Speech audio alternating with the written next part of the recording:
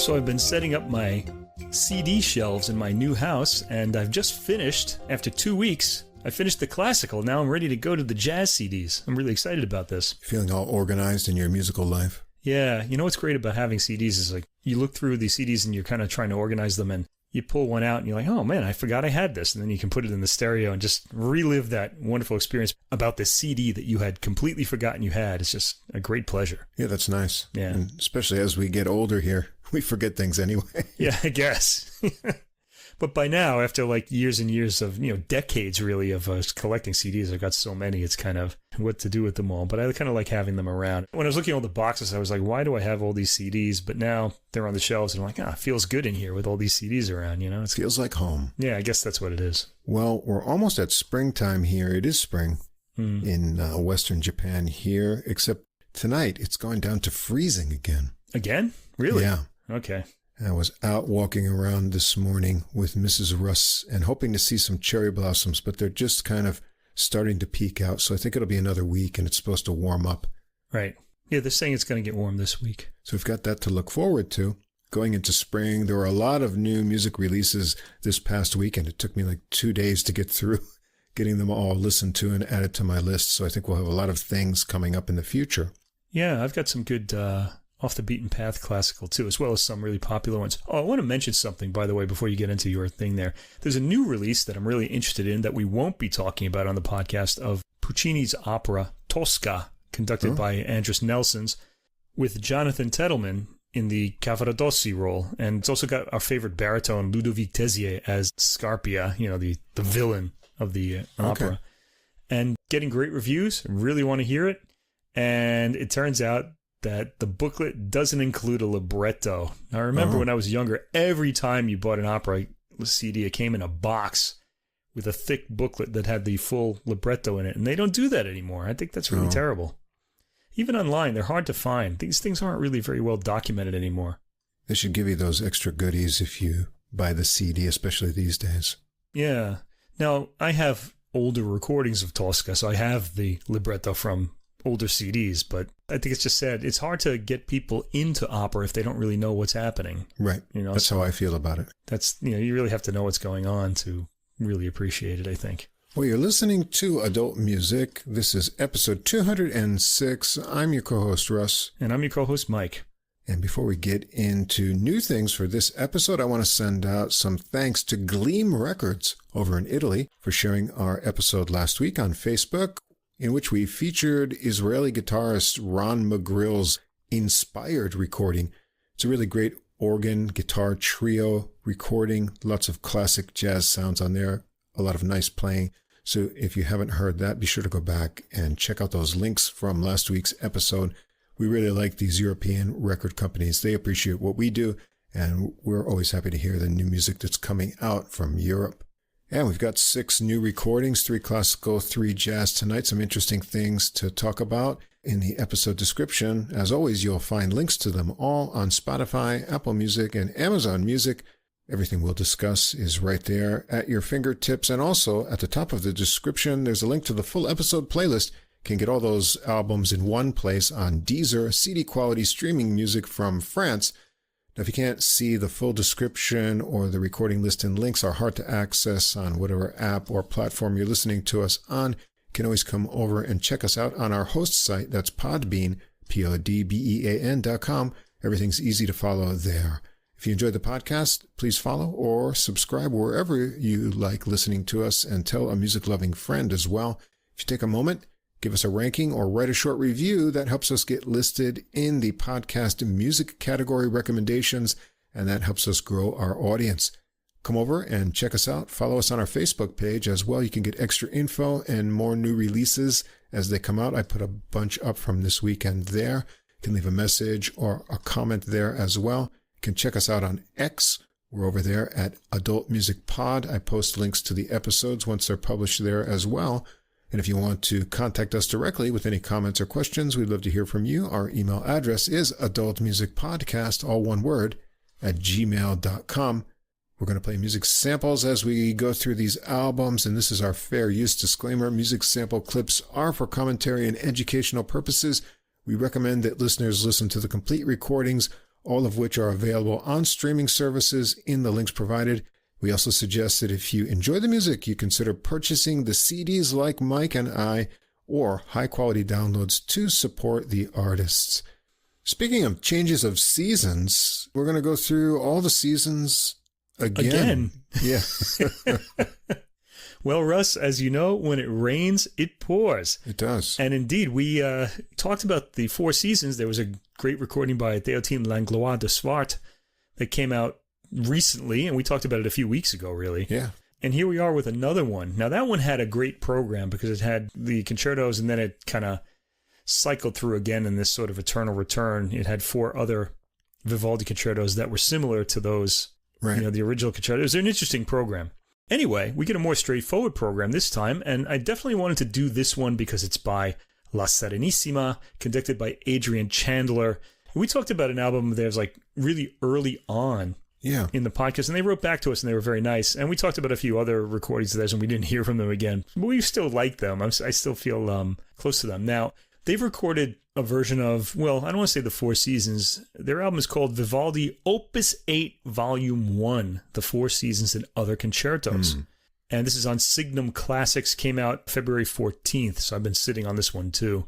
I wanted to talk about this because, first of all, La Serenissima and Adrian Chandler released a performance of the Four Seasons back in 2015 on the A.MA label, and that was touted by critics as being the one to go for. It was pretty straightforward, and it hit all the right notes, and it was really great, and I have it. I liked it a lot, and then they came out with this one. Now, the other reason I wanted to do this is because they're doing a traversal of all of the Opus 8 concertos. The Four Seasons are 4 of the 12, and this is the 300th anniversary of the publication of Vivaldi's Opus 8. It was published around 1725. We don't actually know if it was published in that year, but that's the year they usually give. So I wanted to do that for these two reasons, and also because we like La Serenissima. I wanted to hear what they had to say about this work 10 years after they first recorded it. The cover, by the way, features an 8 that looks like it was painted with a Japanese shodo brush, and it's gold-colored. It's kind of a nice-looking, sharp cover, black background, really sharp. Okay, so the Four Seasons set of concertos first gained great popularity when Vivaldi published them as part of his Opus 8, which is titled Il Cimento dell'Armonia e dell'Invenzione, which means the fusion of harmony and invention. All right, that was 300 years ago this year, as I said. Anyway, the Four Seasons, here we go again. So as we were cycling through in the Langlois de Swart recording, we're going to cycle through one more time and hear these four concertos. Concerto 1, La Primavera, Spring, in E major. The first movement, Allegro. Yes, that bright opening with its wonderful sprung rhythms, and sprung they are here. La Serenissima sound right at home in this, and the approach is very familiar, so there's no surprise here. On the recording we talked about 2 weeks ago, Diotima Langlois de Swart really pushed a lot of the tempos, but that's not going to be the case here. We're going to get this nice sort of Italian sprung rhythm out of it. Adrian Chandler comes in with the solo with a brief hesitation in his rhythm, like he's separating it out from the ritornello, which is the ensemble playing. Let's just hear this. It's very familiar, and I think this will just warm your heart just to hear it again played like this.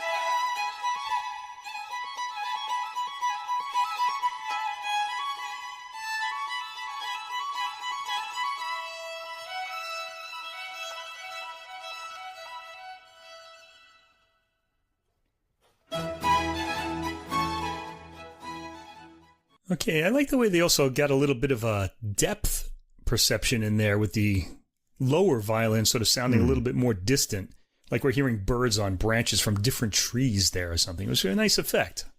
Anyway, the entire movement comes across with positive energy, as it always does, and Chandler brings the fireworks in his closely recorded solo spot at the 2-minute mark, after which the ensemble slows the tempo a bit, as though tired after all the action. That's like the sense we're getting, like that in the narrative, let's say, that all the activity is kind of wearing us out.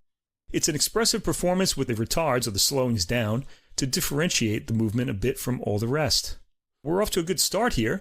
The second movement, Largo, I'm really happy about the slower and traditional tempo La Serenissima has taken here. This movement has been getting too fast on new recordings. New recordings are trying to be more exciting, to do something different. La Serenissima has taken it back to the more comfortable tempo where we hear the dog barking in the traditional way with the longer second note on the cello, and the violin representing the man's dream, wandering like the smoke from a flickering candle flame. I really enjoyed this. Let's hear the opening.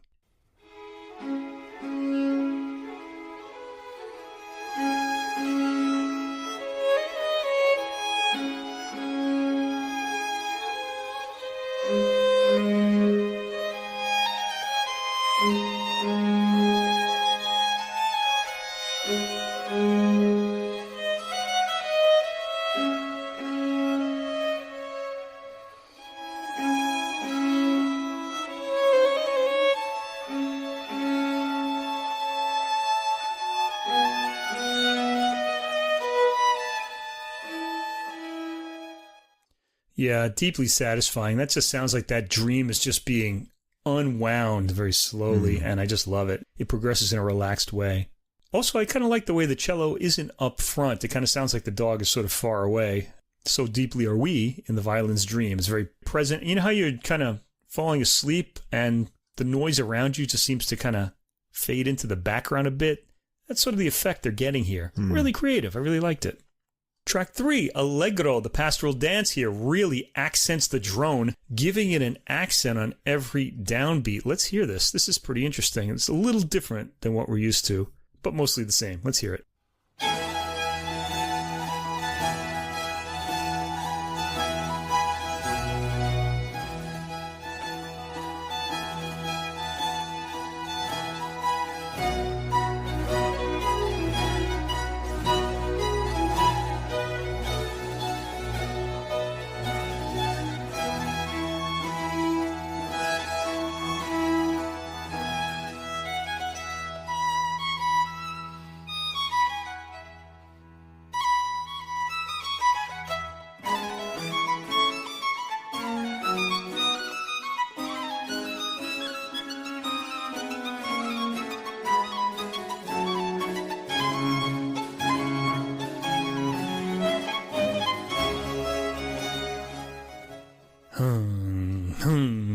You usually don't hear that when we hear this work, and I thought it was a nice touch. Notice you can still hear the dog barking in the cello as well. It comes just before the violin solo, and I'd never noticed that before, despite hearing this piece countless times in my life. The tempo here is on the faster side, but it comes across comfortably and enjoyably. You hear the accented drone again, more quietly at 1 minute and 35 seconds, and I like that effect. Chandler's violin playing is lively and full of character, especially in the way he takes the solo staccato at around the 2-minute mark. I also love the way the key change at 2 minutes and 15 seconds is taken with a swell in the dynamics, which is something Fabio Biondi did in his recording with Concerto Italiano long ago. I'm really glad to hear somebody else do that. I really like that effect. I'm glad to hear La Serenissima take this approach. So this is a great and highly entertaining spring concerto. Do yourself a favor, make yourself happy, listen to the entire concerto. Tracks 4 through 6, L'estate, Summer, in G minor. Summer's not the happiest time for Vivaldi, as it is for me. I guess it's because of the heat. In his case, it's because of the storms, because there's a lot of storms in this movement. Track 4, movement 1. Long pause before this starts. It's got a slower tempo than many recent recordings, but comes across again with character. In this case, a bit of a questioning nature. The recording is very clean, with the quiet voices registering solidly. The virtuosic violin solo at 1 minute and 20 seconds isn't suddenly launched into, instead going for a more melodic approach, as melodic as possible, at the speed. Let's hear this. It's pretty interesting. This is the beginning of the violin solo.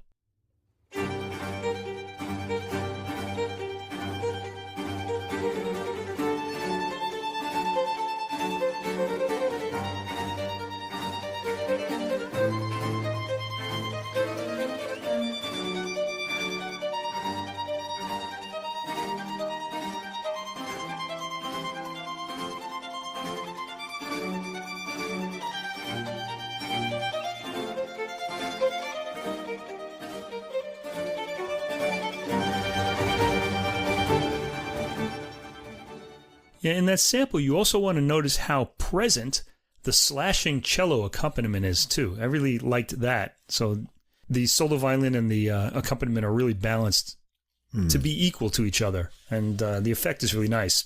La Serenissima remain very present in their sparse accompaniment, and notice the droning bass at 2 minutes and afterwards. La Serenissima drawing out the pastoral qualities of the work.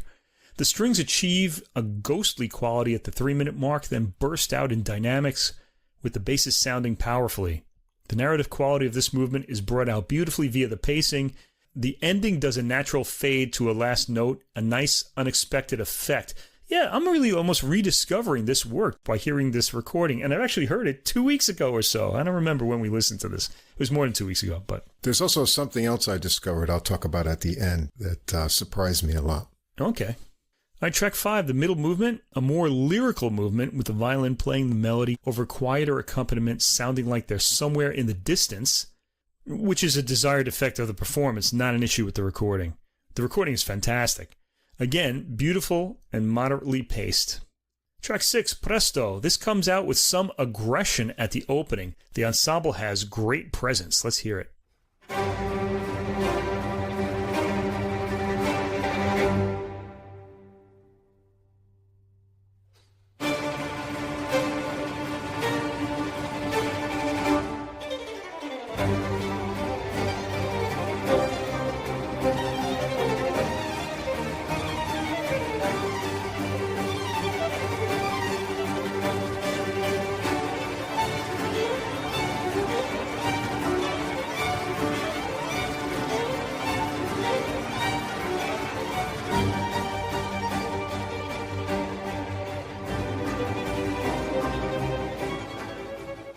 I was hoping to get up to that violin solo, but it comes later. I also love those, like, those kind of like cello lines going upward. There are all these little details that are coming out of this recording that are making it very exciting for me, and I hope for you, listener.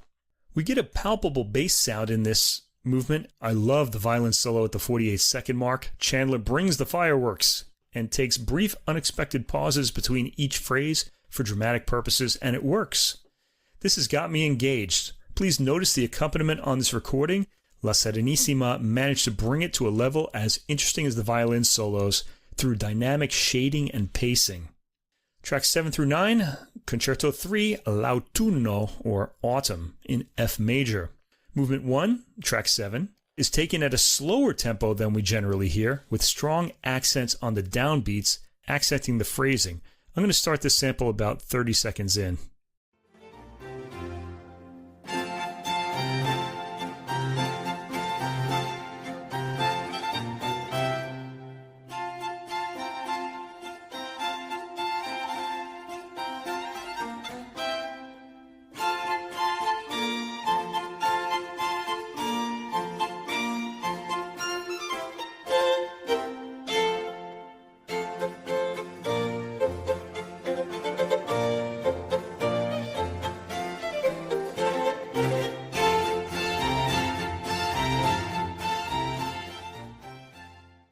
The tempo pays off once the violin solo comes in the first minute, Chandler taking all sorts of dramatic pauses and shaping his lines with a magnetic deliberateness. At 2 minutes and 30 seconds, the tempo has slowed even further and does a subtle accelerando up to the 3-minute mark. You do notice all sorts of melodic details in the violin that normally pass you by via this slower tempo. Another unexpected pause leads to a more meditative section at around the 4-minute and 10-second mark in the strings, with the solo violin playing the melody. I love the legato in the bass, which stands out in an appealing way in the 5th minute. One more repeat of the opening brings the movement to a close. Then we go to track 8, the middle movement, Adagio molto. The harmonically ambiguous opening is well caught, with the harpsichord adding some atmosphere. The movement stays that way, wandering harmonically throughout. This performance drew out for me the ambiguity of the movement, another quality that this performance drove home for me. Track 9, Allegro, the 3rd movement. This is the hunting theme, and it has a bit of a slowish trot to it. It's a little slow like the first movement was. And as with so much on the recording, it comes down with a solid accent on the downbeats. Let's catch the end of that, and Adrian Chandler solidly played and captured double stops as he solos.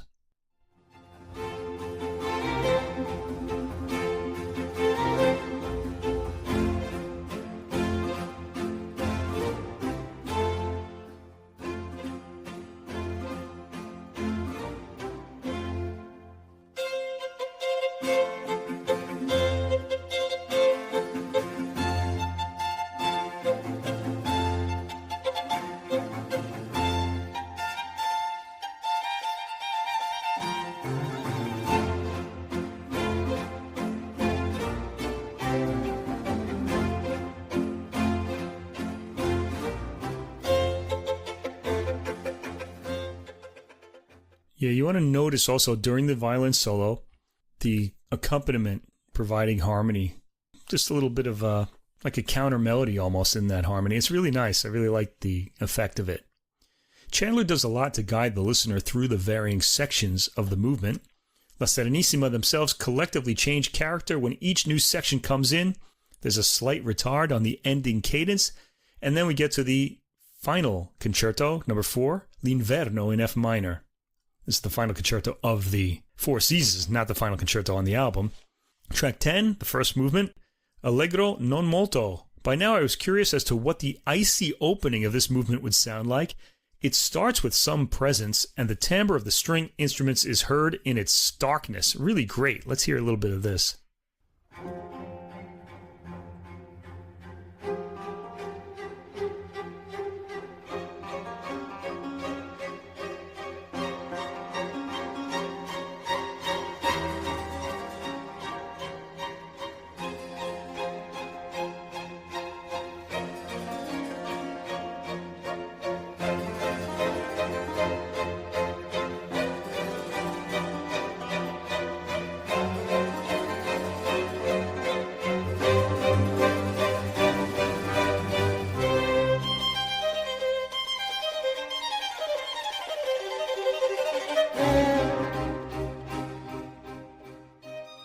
You know, the slashing strings are coming close to Bernard Herrmann's score in Psycho, aren't they? It's got us a bit of like, So as this opening is repeated after the violin's entry, the timbre and attack are subtly changed to make it starker still. Chandler here keeps the fireworks on the quiet side, preferring to characterize along with the ensemble. He shines when he's given the spotlight, his tone fully caught on the recording, which sounds close to the violin. All right, track 11, one of my favorite movements in the entire Four Seasons, the Largo from the Winter Concerto. This is the second movement.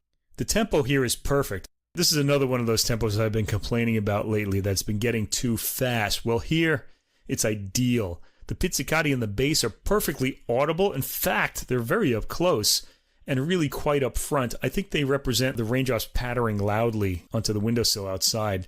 The lyricism of the melody comes through strongly at this speed, and Chandler plays it with lyricism. This is perfect, and I have to play it.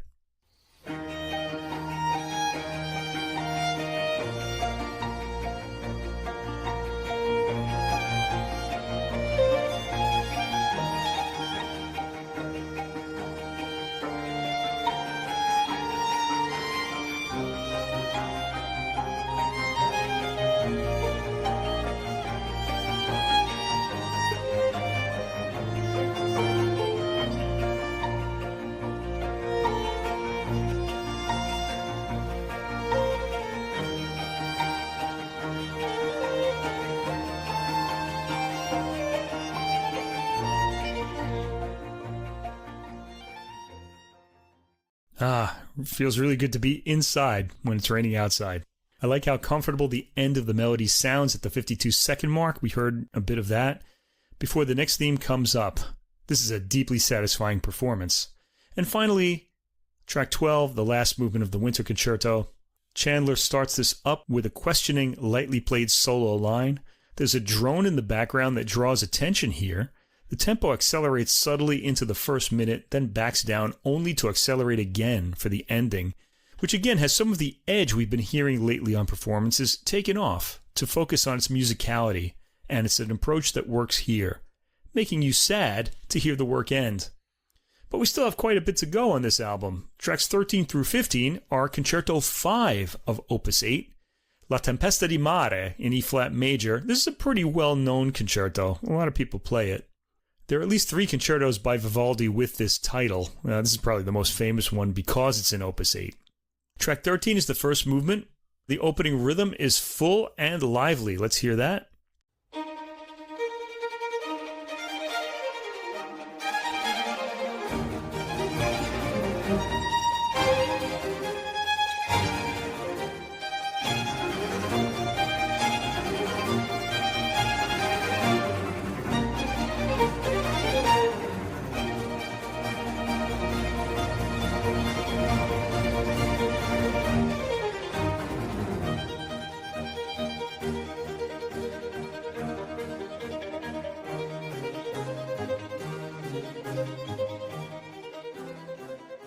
Hate to come out of Adrian Chandler's solo there, but let's move on.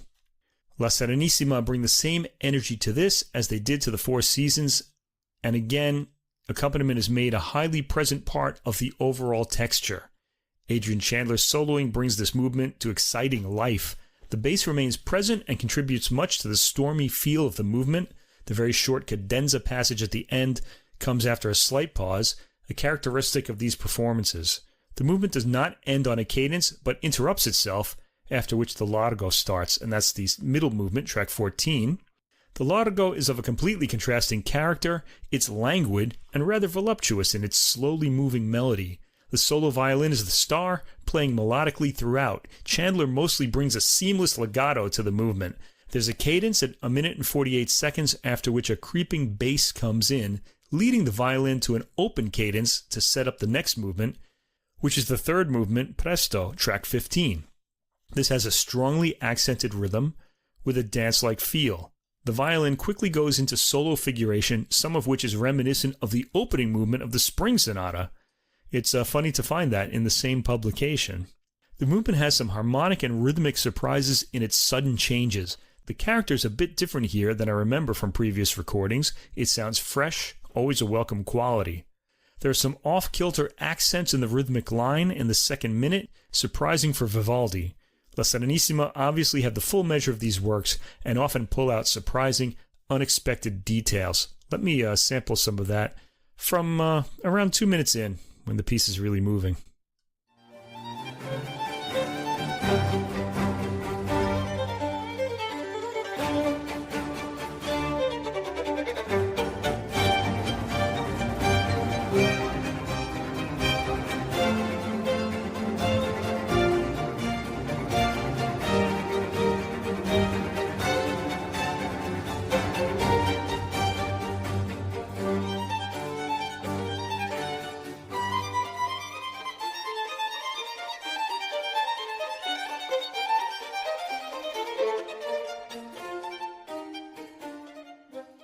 It's kind of a nice, exciting beat to all of that really keeps the ear engaged, and the body too. The build-up to the final cadence is also interesting, with its occasional moving away from the harmonic goal in the build-up. Tracks 16 through 18, Concerto 6 from Opus 8, Il Piacere, or Pleasure, in C major, RV 180. Now, the notes say that this is actually a warning against pleasure, possibly of excessive pleasure, but I don't hear the work that way, I have to say. It sounds sunny and pleasant to my ear. It sounds like it's inviting you to, the pleasures of everyday life, I would say. That's the way I'm hearing it anyway. Track 16, the first movement, Allegro, has a long pause between tracks. The opening also has a kinship with the opening of the Spring Sonata. Yeah, I noticed that right away. Yeah, you noticed that too. I like the violin's sweet, sunny entry here, so I'm going to go right to that.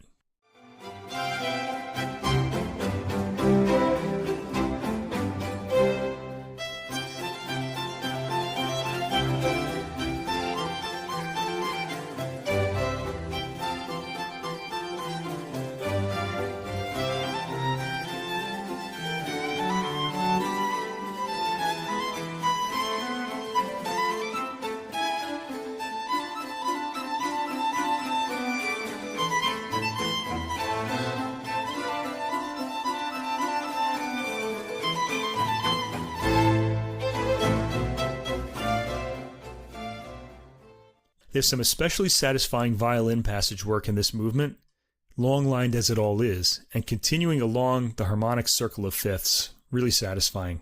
Track 17, the middle movement, Largo, starts with a harmony gently played in octaves. The pattern continues as the violin plays a lilting theme, which I found very appealing and would like to sample. Let's hear a bit of that.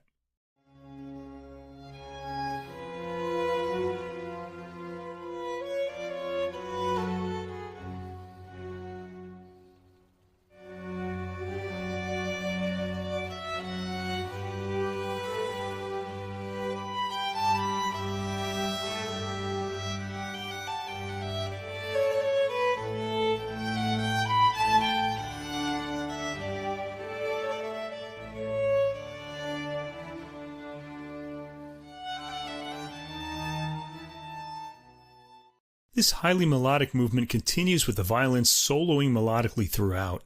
Track 18, the third movement, Allegro, starts with some appealing staccato bowing from Chandler. It's an ebullient movement, and the violin celebrates that mood in his solo, legato with staccato moments coming in. Let's hear a little bit of that.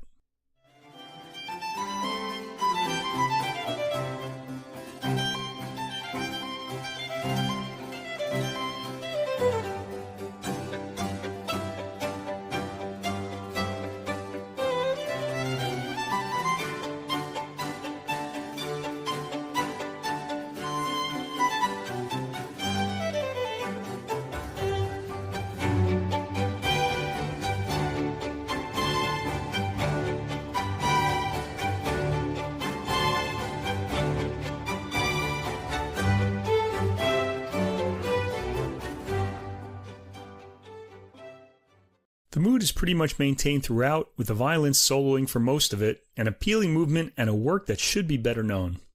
Alright, and that's all we're going to get from Opus 8 on this recording, but the very generous program still has 2 more concertos.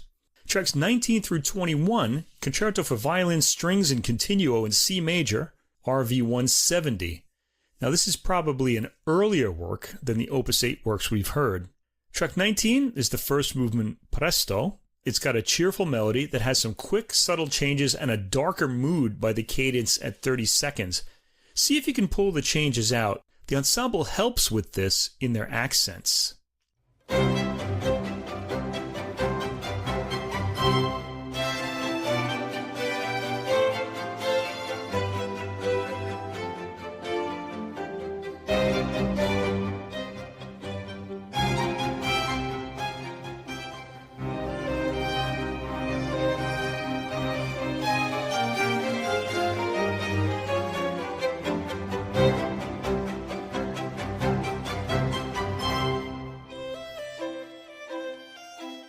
I hate to come out on Adrian Chandler's entry, but I wanted you to hear the harmonic progression there. It goes to a dark place and then ends on a pretty sunny cadence.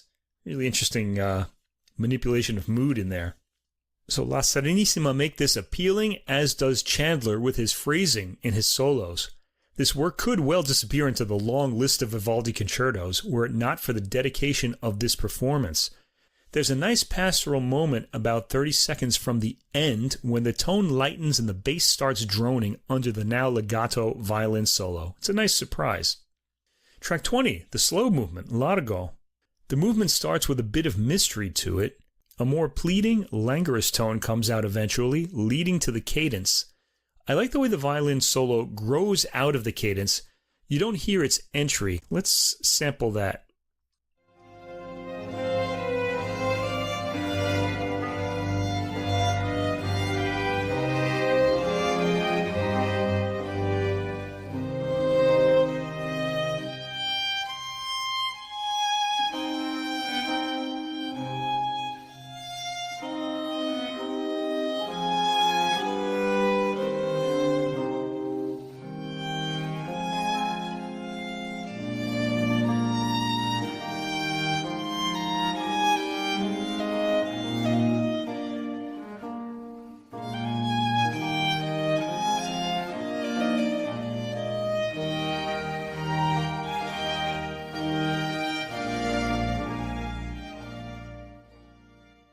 Occasionally the ritornello will come back, but the violin seems to always take off from where it left off afterwards.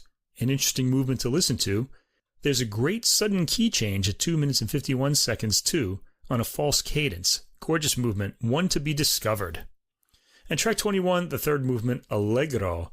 This also has a slight kinship and energy to the Spring Concerto. La Serenissima gives it a slightly chugging rhythm. The violin comes in with figuration played at a moderately fast speed. I do like the way that Chandler plays fast material with breathing space in his lines, the way jazz musicians do to keep the swing rhythm breathing. It allows the musicality of the line to come through. There are interesting moments in this concerto too, but I'll leave you to sample it for yourself. The work has an emphatic cadence at the end and leaves 15 seconds of silence before the next track. You think the album's over if you're not paying attention. But then we go to the final concerto on the album, tracks 22 through 24. Concerto for two violins, strings, and continuo in E-flat major, RV 515. So the second solo violinist is Oliver Cave, who's one of the first violins in the orchestra. This is probably a later work because it is heavily influenced by the galant style. Track 22, the first movement, Allegro. The movement has a more stately opening than any of the other concertos on the album. It's sort of a bright mid-tempo. The ritornello is pretty long. Both violins come in together at the 1 minute mark for their solo passage, which they begin in unison. They start playing harmonized patterns after that. The piece stands out on the album for its difference in tempo. It sounds rather leisurely in a pleasant way. The solo playing is, of course, highly melodic. Let's hear a solo passage from this movement.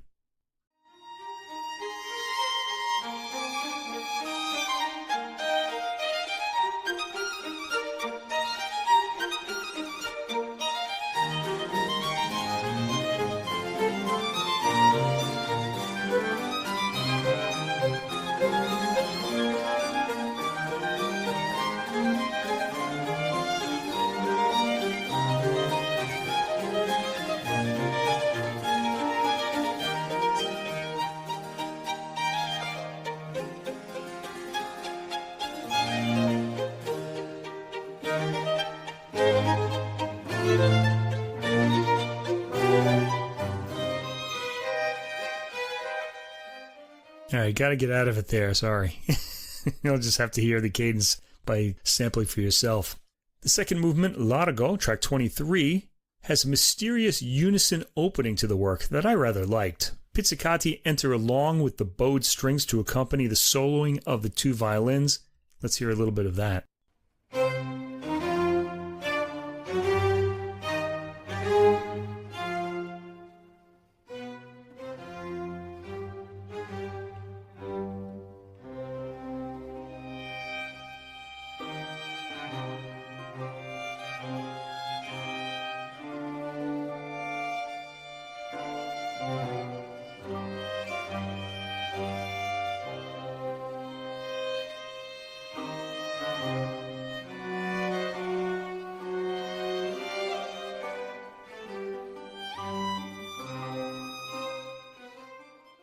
I don't know if you heard that harmony right towards the end there. Unusual for Vivaldi to go into such an odd place.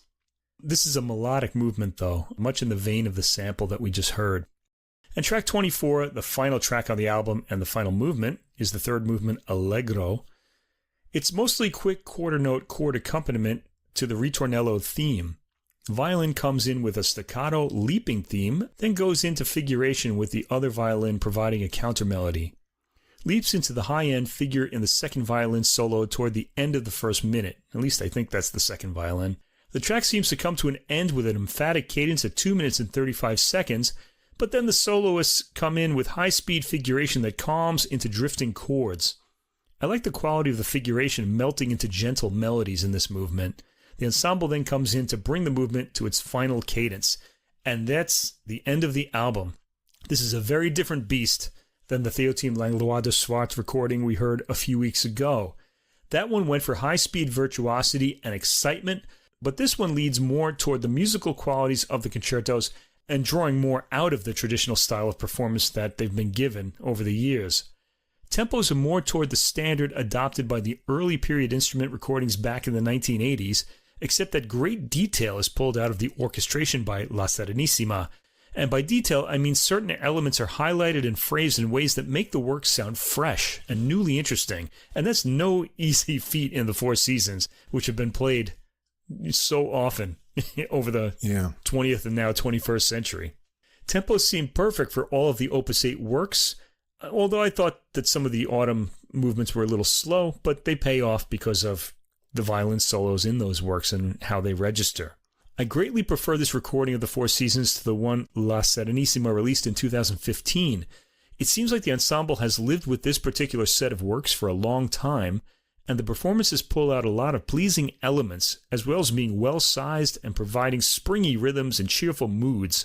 It may be a new benchmark for the Four Seasons, and the other two Opus 8 works are also presented with some fresh ideas in the phrasing and tempi.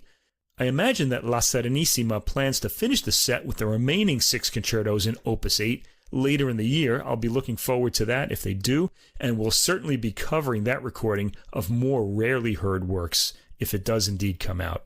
Having just listened to this recently with the Diotima Langue du Soir and Orchestra Le Consort, I wanted to just compare some tracks, and I had a kind of intuitive feeling that something was different overall in the mood. So I went back and refreshed myself with that, and it turns out that... Oh yeah, you told me this earlier in the week, I remember. Yeah, the Diotima Langue du Soir and Orchestra Le Consort were playing everything a half step down, which is really interesting because looking in the booklet note, they make a lot of references to going through the cycle of the keys, but not to the tuning they were using. And that half-step difference fundamentally changes the mood that you experience listening to them. Yeah, that's a lot. Yeah, half-step. It is. So I'm wondering if it's because of the instruments. Anyway, for this performance, I always enjoy La Serenissima's performances. Nothing is too fast here, as you pointed out, but rather stately and snappy with great Italian rhythm sense. And what I noticed here too, the full ensemble passages carry a lot of weight and intensity. They're like furious, but not sacrificing any attention to detail. Yeah, and they don't sound heavy either. That's another important thing. That can happen, but they manage to stay light on their feet despite the weight that they're putting into the accompaniment. Yeah, so those were really exciting. And also, as you pointed out, the Il Piacere in C major sounds like it could fit right into the string concerto with the rhythmic patterns. And so, even if you heard that one in isolation, you'd say, oh, that's Vivaldi right away, even that short sample there. So, right. Yeah, another great La Serenissima recording. Even though the music is familiar, it comes out sounding really energetic and fresh. All right, our second recording of the night is by a composer that was unknown to me, Emil Młynarski, Symphony in F Major, Opus 14, Polonia. This is by the Poznan Philharmonic Orchestra, conducted by Łukasz Borowicz. And I hope I've said those names fairly close to what their actual pronunciation is. This is on the Dux label, released on February 13th. Wow, going way back here.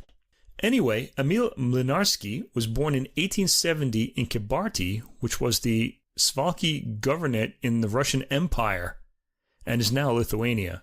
The Symphony Polonia had a program, which I'll mention as we talk about the individual movements.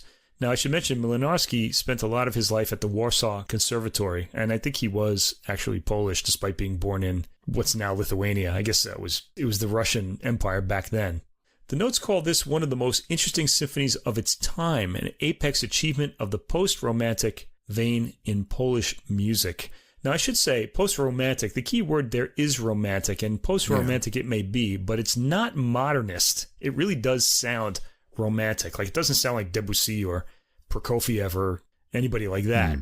It could fit in with Rachmaninoff maybe, but he was also sort of a romantic as well. I was thinking a little bit of Bruckner sounding. Could be. Big sounds too, yeah. That's pretty big, yeah. Anyway, all we have on this album is the symphony. It's 4 movements, and it's over in 40 minutes, so it's a kind of a short listen for a classical album. You're really just hearing the piece. So, the first movement, marked Andante to Allegro. That should tip you off that we're going to hear an introduction and then a faster main section.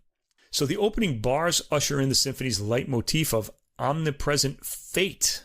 So this has a story to it, and I'm going to give you a little bit of this from the booklet. The allegro that follows brings in the first movement's main theme of knightly character. Knightly meaning like a knight, like the chivalrous knights of King Arthur maybe. But in this case, they're Polish knights. A pastoral motif emerges. Trumpets, horns, and wind instruments perform the knightly theme climax in canon form over string tremolos. And that's the end of that movement. Let's just sample the opening first before I talk about what I heard here.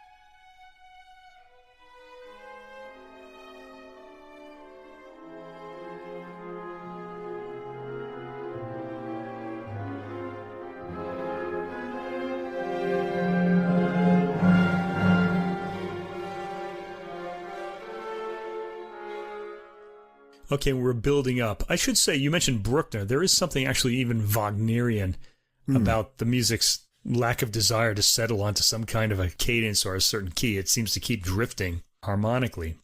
The opening reed motif is haunting and the winds sound distant. The fate motif is given an antique quality in this way, like it's always been around. There's a big climax at the minute and 24-second mark that decrescendos suddenly into a transitory passage, setting up the main theme. This is the night theme, meaning night with a K, which comes in at around the 1 minute and 50-second mark if you want to follow along. Let's hear a little bit of that.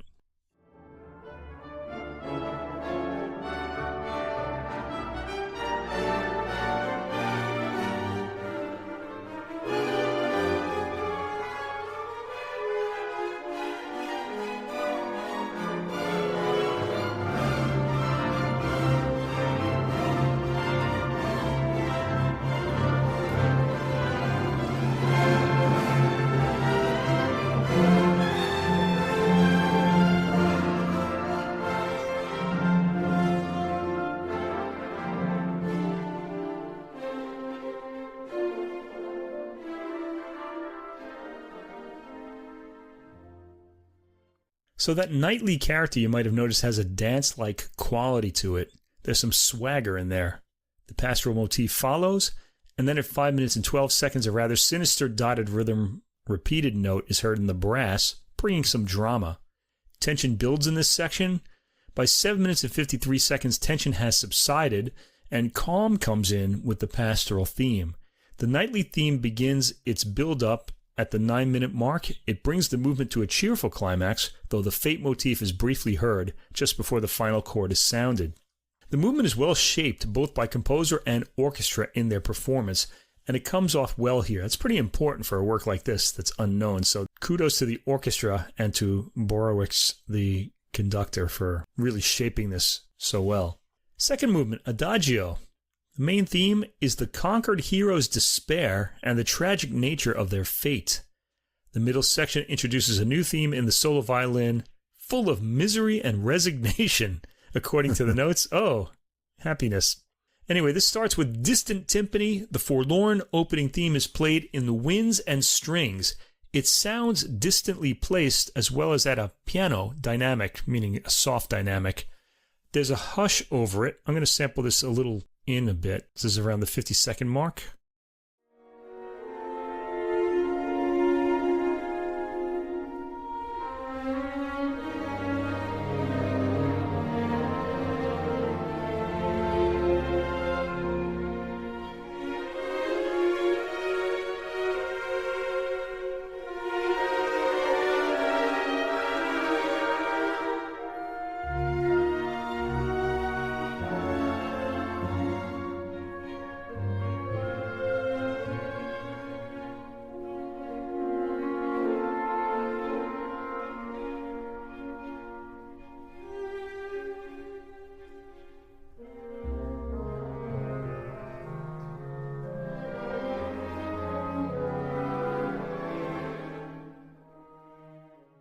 Yeah, so in these samples, you're getting a good sense of the orchestration, but really maybe not of the phrases in the work. They're very long, sort of like a Wagnerian/Brucknerian phrase would be. So I can't really fit them in their entirety because they do take a bit of time to unwind. Harmonic tension builds up from here with brief lines being sequenced upward. By the 2 minute and 47-second mark, the dynamic has reached a forte and a more forceful theme is heard. Let's hear a bit of that.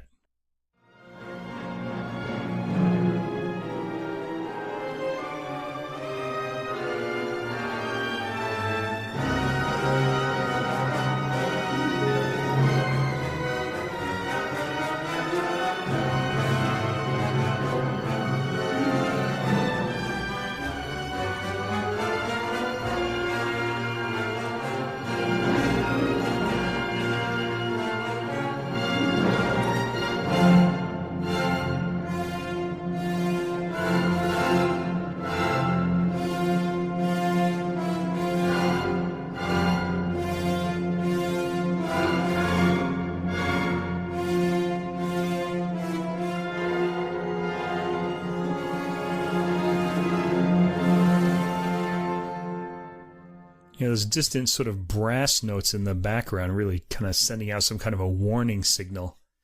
The dissonance in the harmony here is very traditional, fitting in with the harmonic system in use in the 19th century, and therefore not sounding overly harsh. There's some inventive orchestration in this section as well. The forlorn, despairing violin line starts at 4 minutes and 10 seconds. I have to say it sounds traditionally sad, and not quite as outspoken as the booklet notes lead us to believe. The performance itself is fitting and well taken. There's some interesting orchestration featuring brass and wind combining for chords, and this builds up to a tragic climax at around 6 minutes and 30 seconds. After this, things clear up, and flutes start fluttering, though the movement ends on a downcast note. Track 3, Presto. Here, according to the notes, people work and enjoy themselves. Fighting and anguish have come to an end. Now, I like the activity in the winds for the opening build-up to the theme. Let's hear a little bit of that.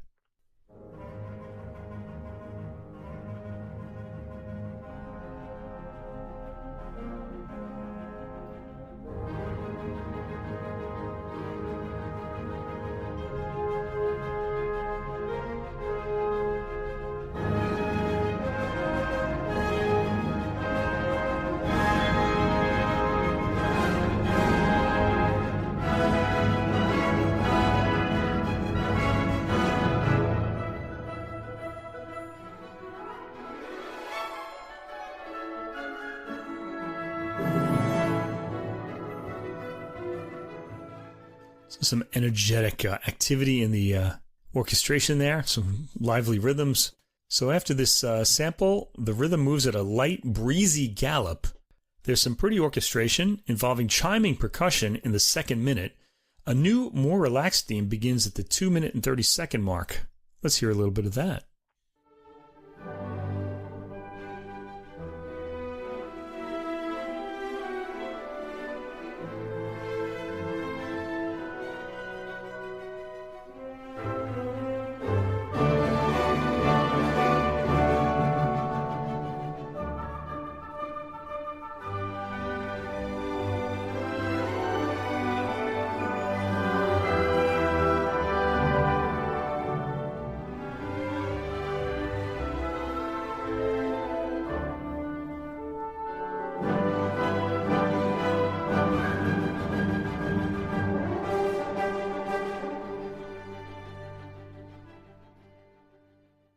This slowly gains energy and brings us back to the energetic theme at the opening, now more energetic than before, with rolling timpani in the mix as well.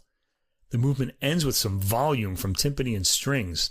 And the fourth movement, track 4, marked moderato to allegro molto and agitato. According to the notes, horns play the fate motif. It starts off gloomily, but the development yields the impression of a relentlessly advancing vital force of a proud nation that will not be extinguished. After a climax, the movement's second motif, a joyful, simple melody, appears. At the end, the fate motif resounds in the subdued horns and strings, yet fate has been conquered. A powerful, hope-inspiring finale crowns the piece. So the opening motif is stated boldly as a fanfare in the brass.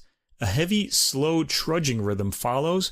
The vital force theme that the notes talk about appears in the first minute. Let's hear that at about 1 minute and 30 seconds.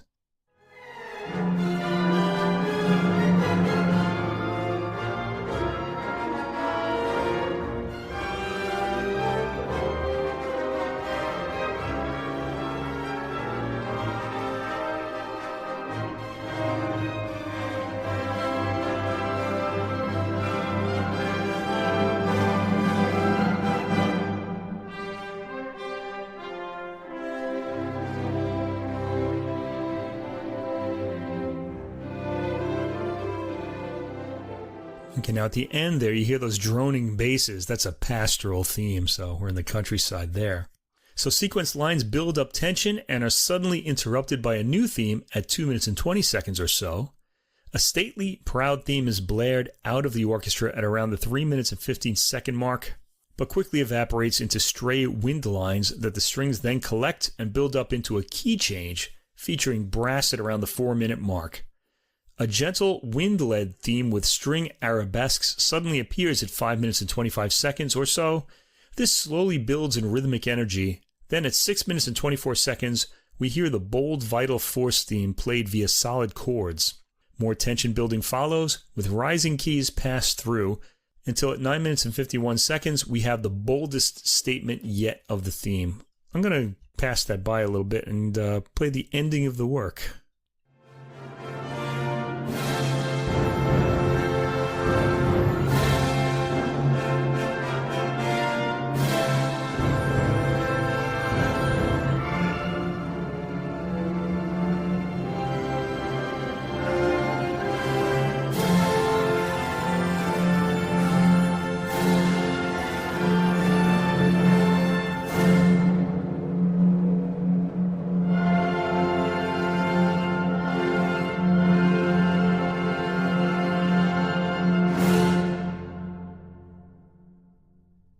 Some powerful bass drum hits at the beginning of that sample, and they register well on the recording, though they're not really as clearly defined as maybe I'd like. Still, it's a good recording with a good detail into the orchestra.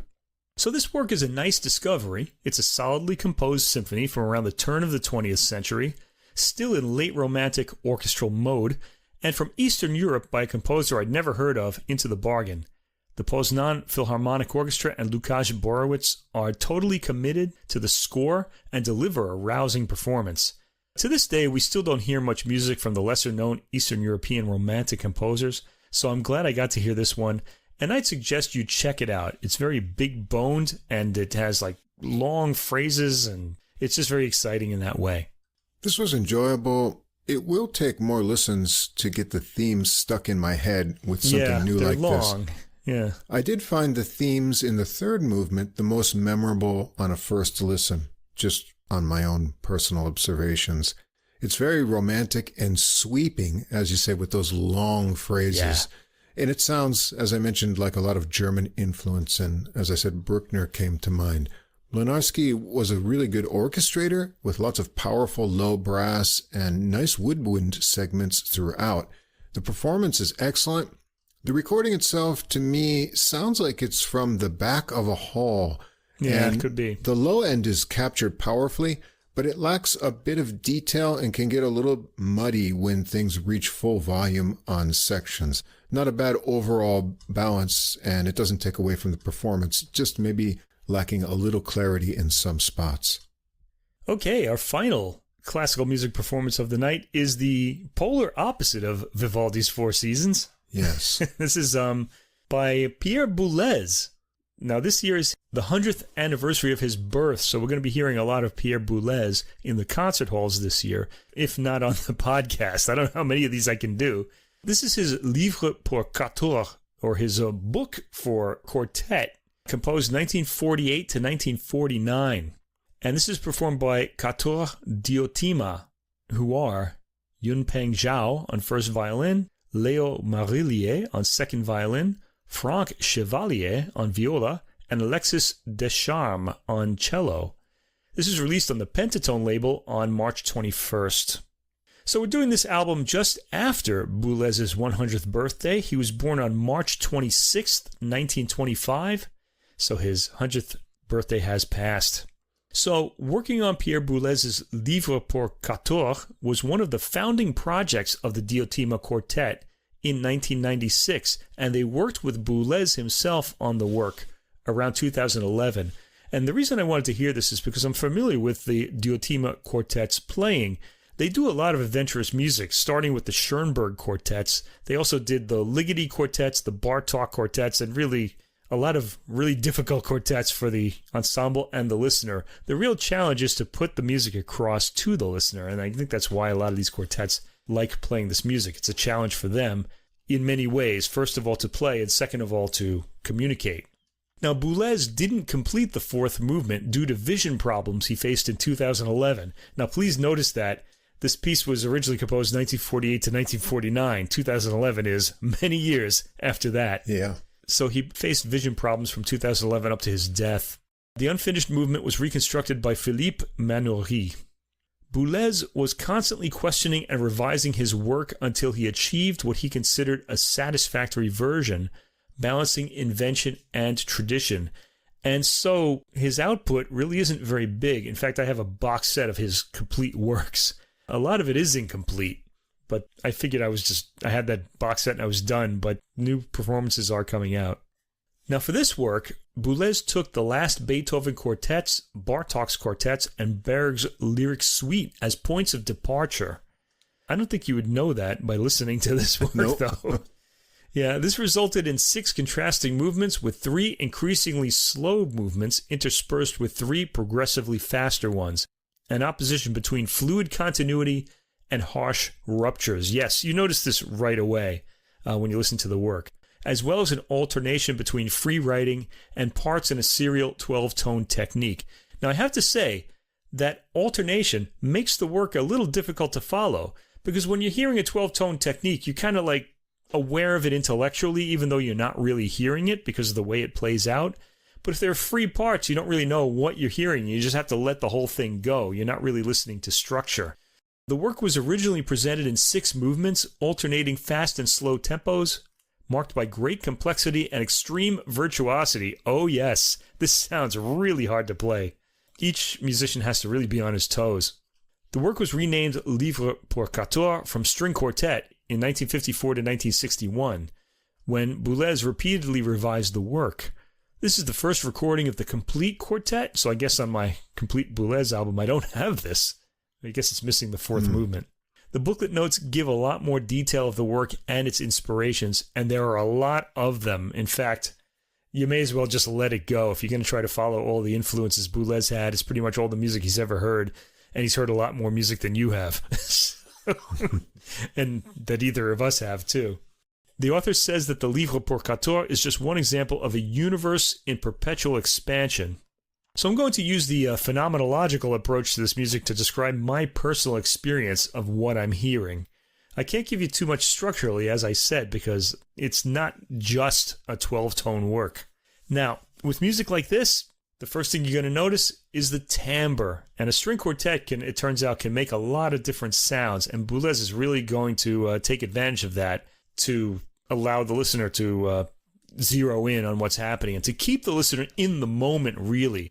In a way, I sort of experienced this as sort of like a Zen type of thing where you want to be present now. What was that, Ram Dass? Be here now, right? This work is going to make you do that in order to follow it, because the moments of sound just go by. Anyway, let's hear movement 1. Now, movement 1 is divided into 2 tracks, maybe even 2 sections. So 1A is track 1, and this starts with some subtle, though striking sounds, as was Boulez's way. There's an opening high note, followed by sections highlighting differences of timbre. Very interesting in a string quartet, because they can make a lot of interesting sounds. The percussive effects draw the ear into the complex material and make it compelling. There are a lot of pizzicati in this movement, and really in the entire work. This is like one of Boulez's main ways of creating contrast in sound. He uses a lot of pizzicati.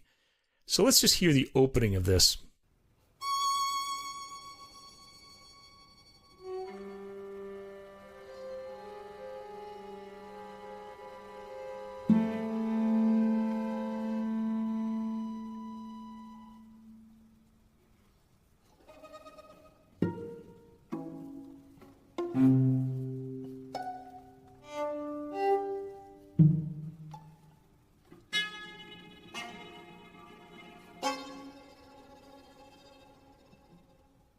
Now that section to me sounded like a 12-tone work. It just sounded like we were hearing all 12 notes of the row, let's say. There are dynamic contrasts as well, with sudden forte effects heard by the middle of the movement.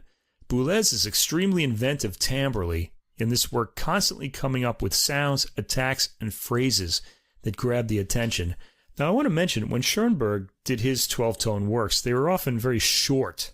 Maybe he didn't know that he could sustain interest over a long period of time. But by the time of Boulez, he's really, taking this via timbre, I think, to very long movements here. They're not very long, but they're fairly long, especially for music like this. Track 2 is movement 1B. This part has a similar spaciousness to the opening track, with a sudden outburst right from the beginning. Tempo is basically the same, and when you're dealing with a 12-tone approach, The music sounds the same tonally, though the order of notes can change, depending on if you're changing your tone row.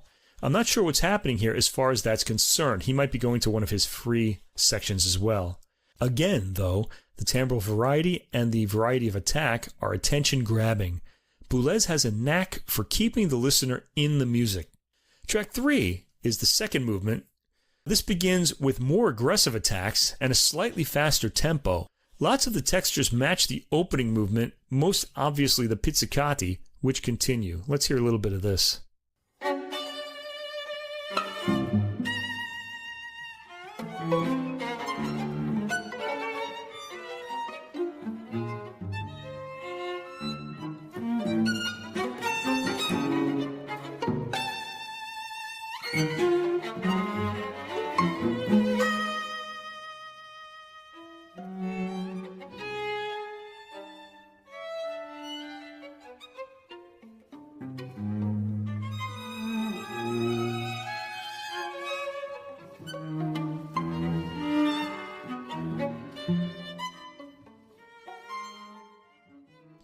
Now, when we hear like Boulez's music, people think of him as a very serious man, and he was. And I think his listeners are really intense and very serious. But I hear a lot of playfulness and some humor in this too, like especially in the cello when you hear like a sometimes in the gesture the cellist will make. It'll kind of make me kind of smile and say, it's really interesting. There's some more drawn out legato playing in this movement, which differentiates it from the first movement, as well as a complete section of pizzicati in the first minute. Sections here tend to be differentiated by pizzicati versus bowed patterns. By the second minute, the two are combined.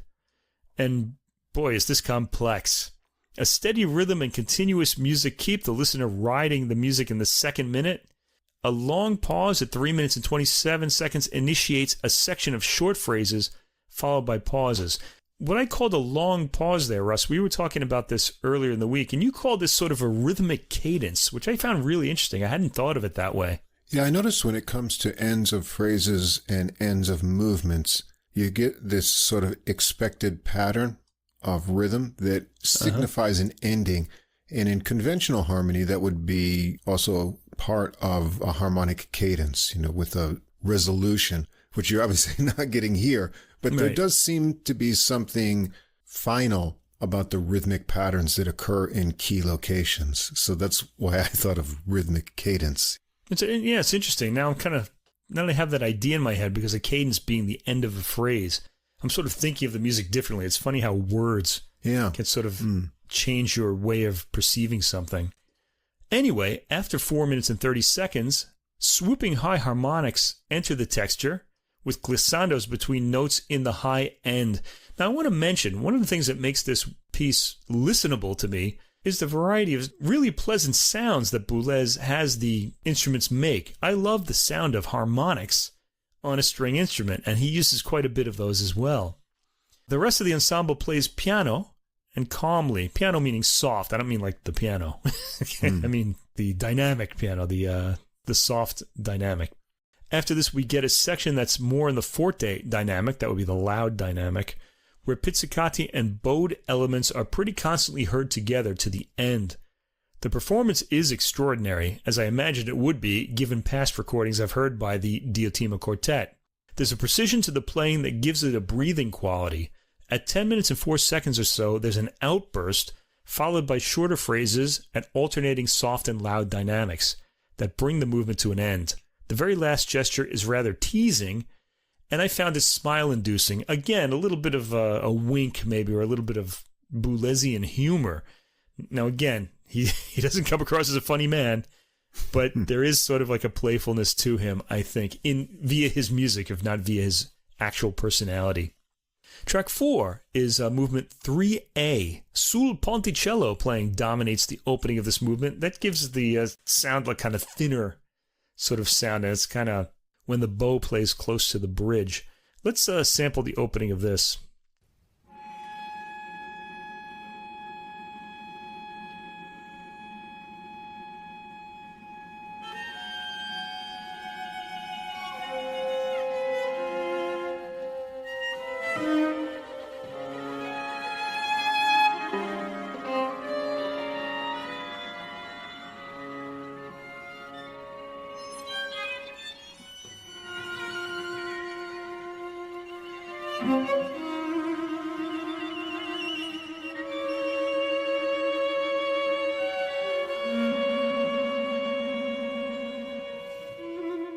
Now, I'm betting this would be one of the free sections because he's got a lot of sustained notes going on there, and there's definitely not a dodecaphonic line going on here. There are a lot of trills as well.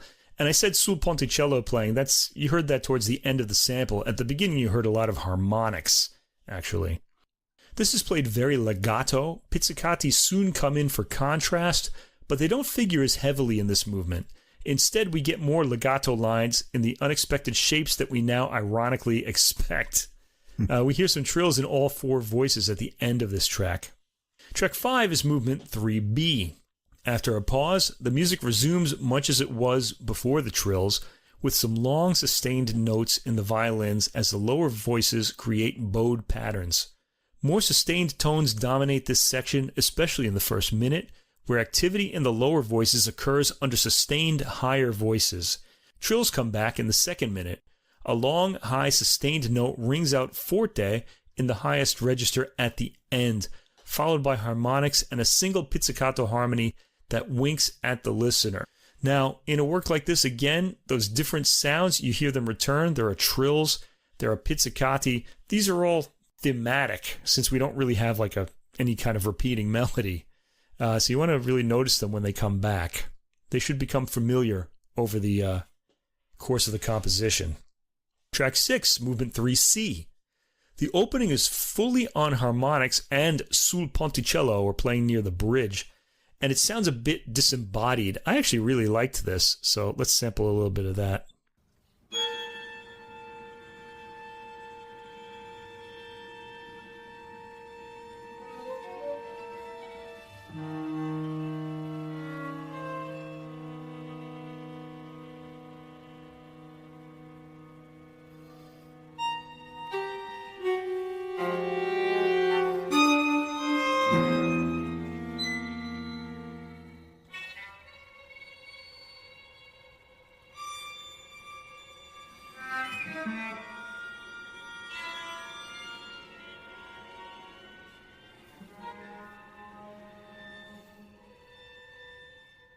Okay, so very atmospheric sounds there. And we also heard that, haven't memorized it, but da-da-da-da, kind of that little kind of phrase seems to keep coming in. The sound gradually comes into the full-toned realm.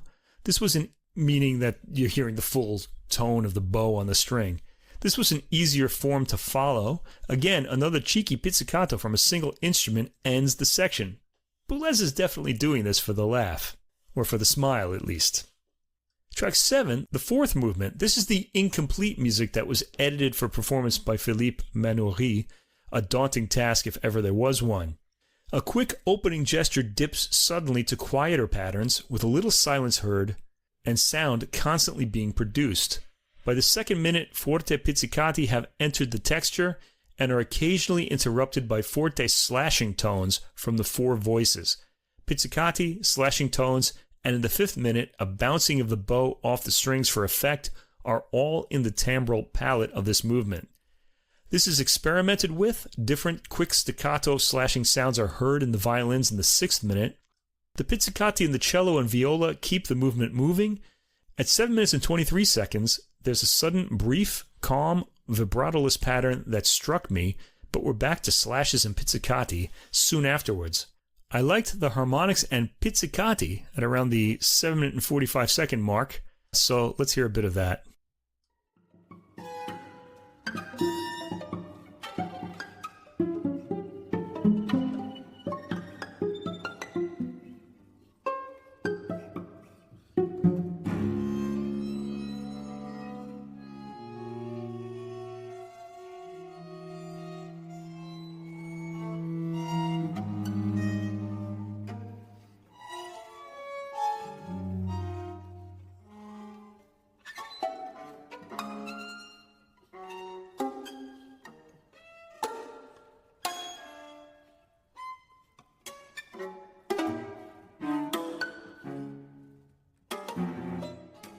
Now, if you understand that there's a 12-tone row going by and you're hearing all these different sounds, it's really interesting because, You're sort of aware that there's a structuring element, yet you're hearing all these sort of sounds, but they are organized like that. It's really interesting to me.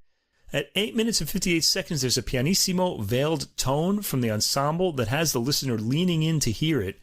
Of course, a sudden forte passage breaks it up just before the 8 minute and 30 second mark. More urgent combined pizzicato and bowed patterns follow. Track 8, the fifth movement, starts with a long, high harmonic note, very quiet. Over that sustained note, quick patterns are heard.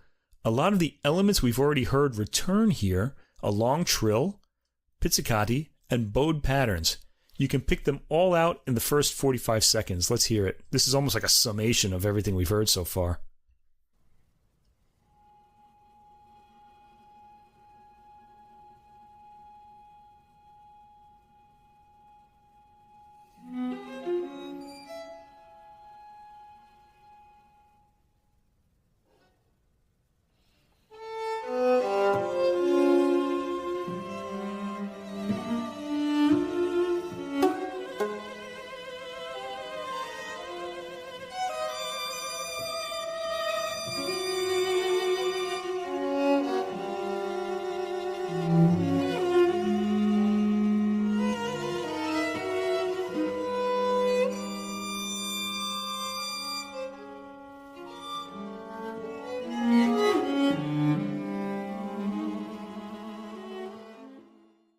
All right, well, maybe no pizzicati, but I heard all the other things in there. There are pizzicati in the movement, but we heard everything else there. Most of the movement is carried by sustaining chord sounds, though I suspect they don't function as chords, just coincidence that they register that way. There are sort of connecting brief patterns played by a single instrument at times. Sustaining tones are heard throughout the movement, with brief departures into other textures. The movement ends with a satisfying deep cello note, bowed in full voice. And finally, the sixth movement, track 9, starts with a kind of inquisitive, quick gesture in the cello. This is an interesting combination of bowing and pizzicato, with a bit of space left in the texture.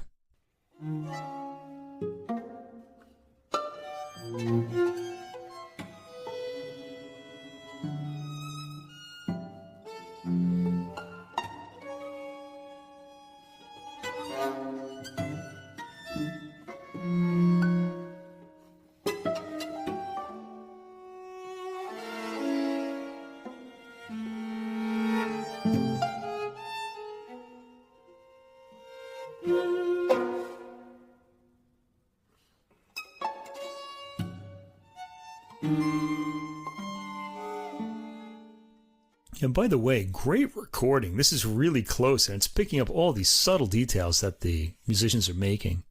The gestures in this movement are short and quick, and it continues in this manner, with some interesting brief patterns passing by. It's the quietest of the movements. There's a pretty compelling long pause at 5 minutes and 15 seconds, after which the music continues as before. The piece ends with a final, lightly brushed out, rising pair of notes. Well, needless to say, the Diotima Quartet deliver an awe-inspiring performance. The attention required to play this sounds extraordinary, and one does wonder what an hour-long work with such constant use of pizzicati does to the fingers. To my mind, the meaning, in quotation marks, of what we're hearing lies in the very local detail of each section of music, even within movements. Boulez's music is thought to be very serious stuff, but I hear a lot of playfulness in it moment to moment. A good example would be the last 10 seconds of track 3, where a sudden forte gesture comes across as comical after what came before it.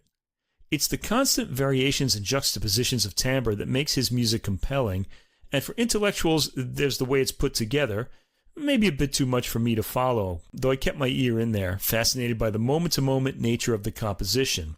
I think with music composed in this way, that's what you're left with, a kind of haiku-like hearing the sounds as they pass you by, and also following the sort of patterns of the 12 tones, being aware that that's what you're hearing. The album's 56-minute length means you're doing that for a long time, hearing these passing sounds. It's an exhausting listen if you're listening with attention.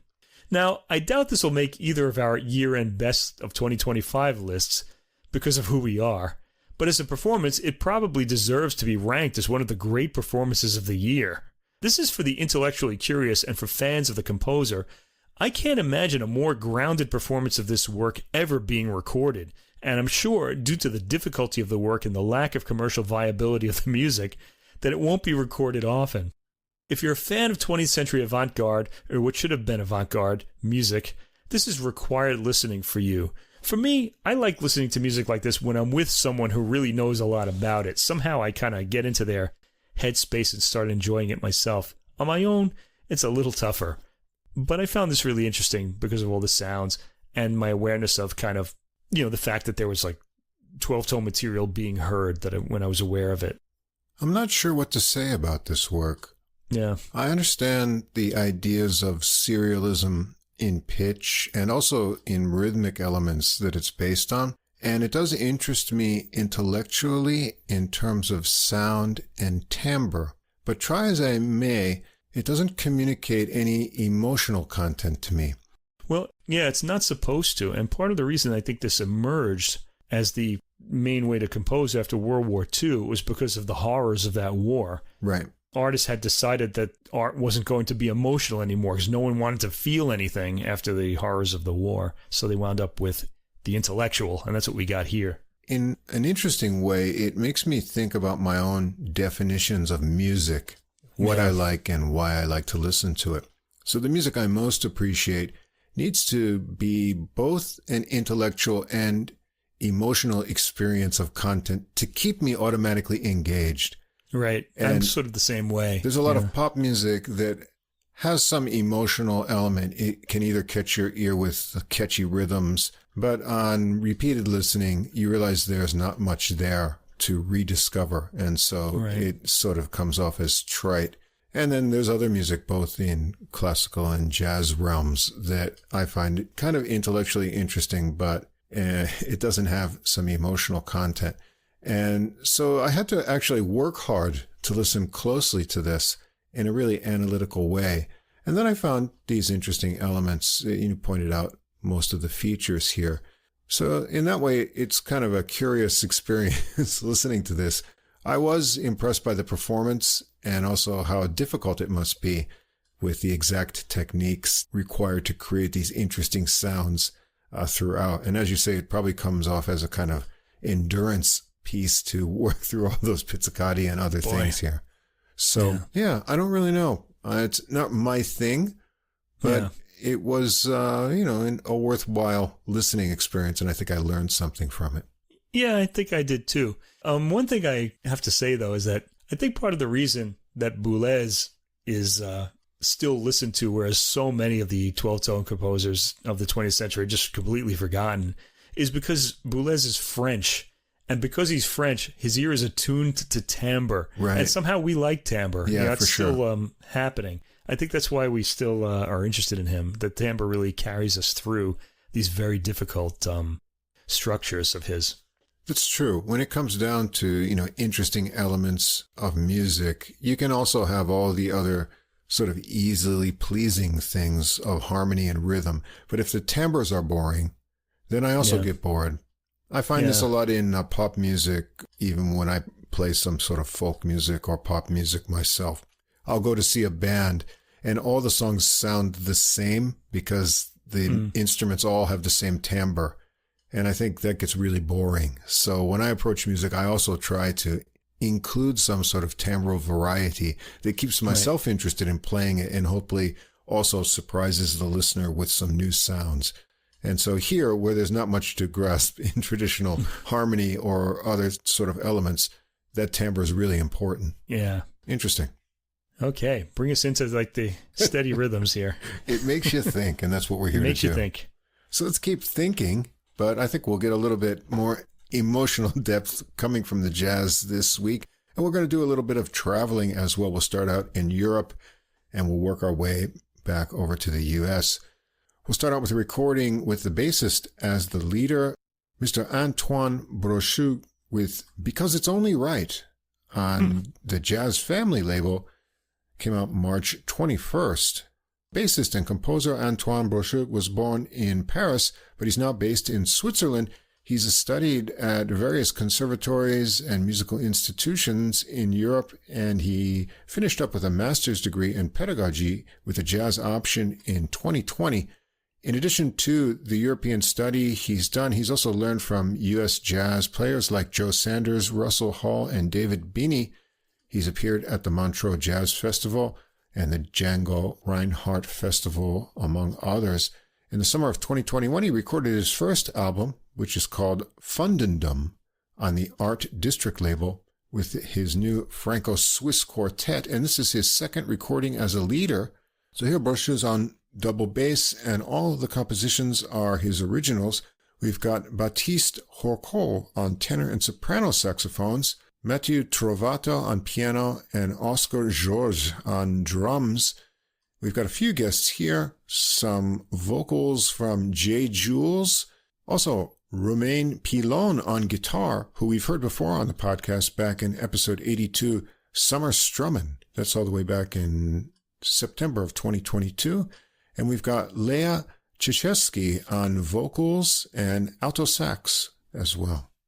This was recorded at Studios La Buisson in France in July 2024 by Gérard Desharreaux, assisted by Lucas Bergeret, mixed and mastered at Bass Hit in New York by Dave Darlington.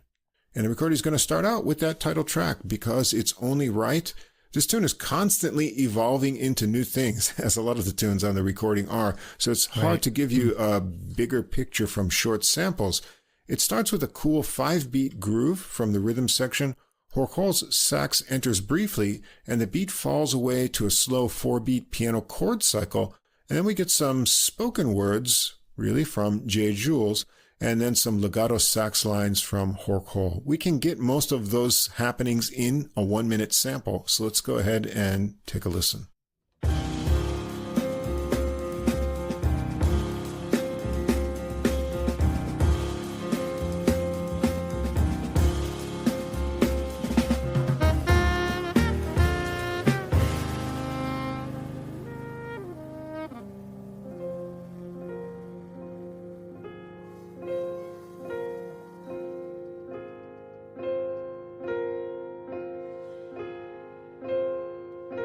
Like dominoes we fall, one by one. If you're down, they'll tell you. If you rebel, they'll scare you. Who's at the podium and who do we believe? Ignorance is bliss, loss and convenience. But who pays for the land, for the rights, for the cries that no one hears? We should be better than ever. What are we doing?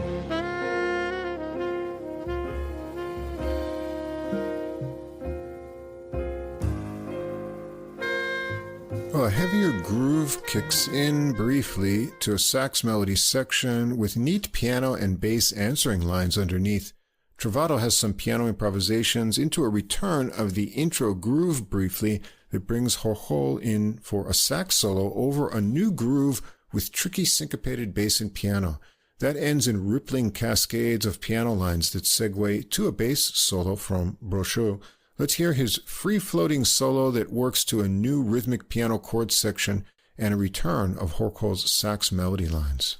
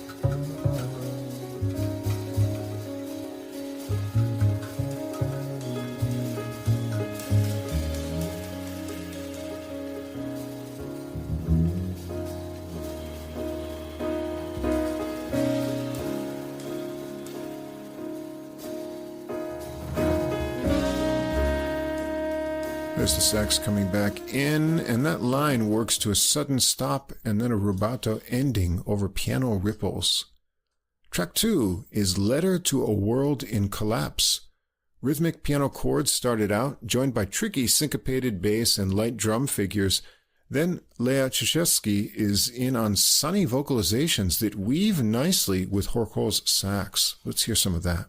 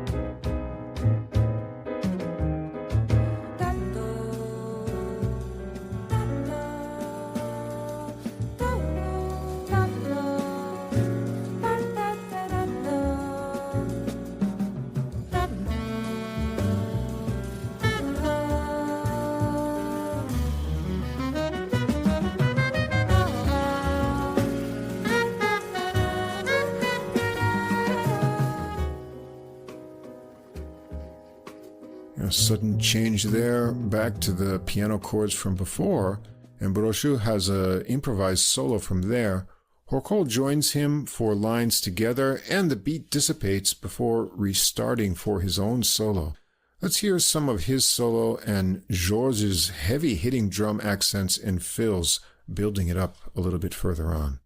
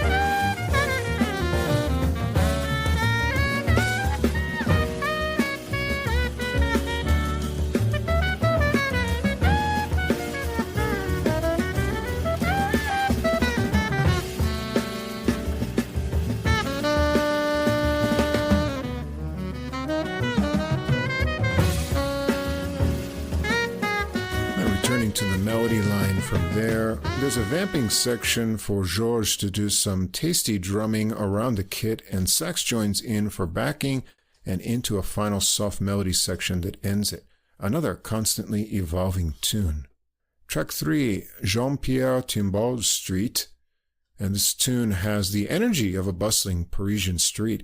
It starts with the cool rhythmic piano chord idea that sounds like it's alternating 3-beat and 4-beat measures. Lea Czeszewski joins in on alto sax with Horkol's tenor on the choppy melody lines. The groove switches up to a heavy 3-beat feel.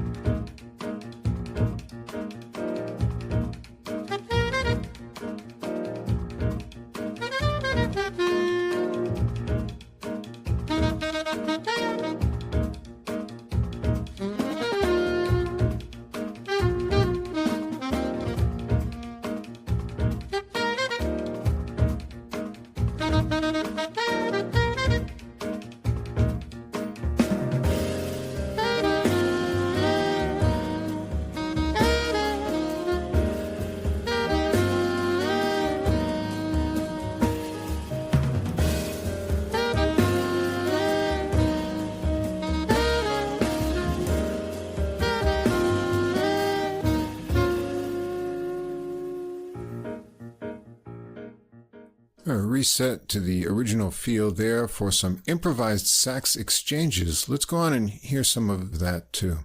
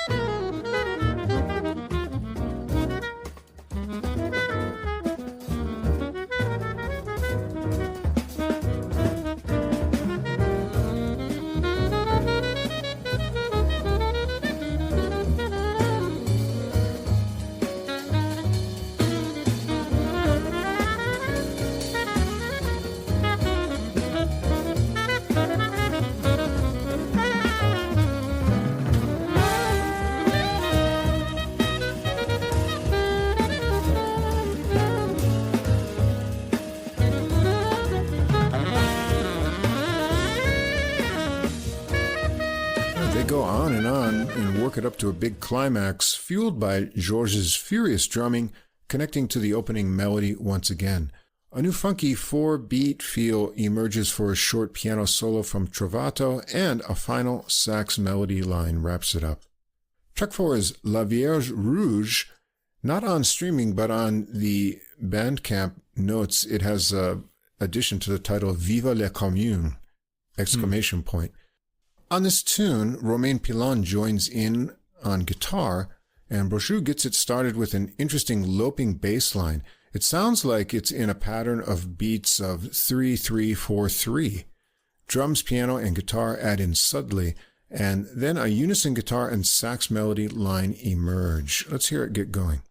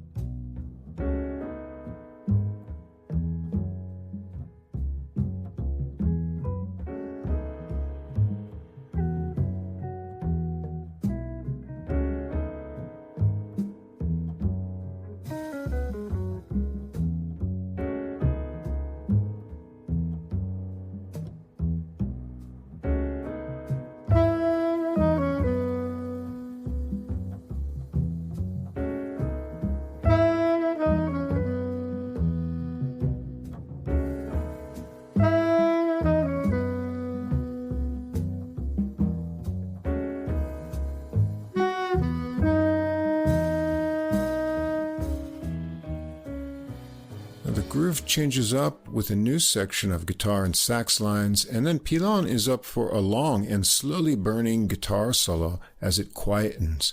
Let's join in towards the end of that and hear some of his playing.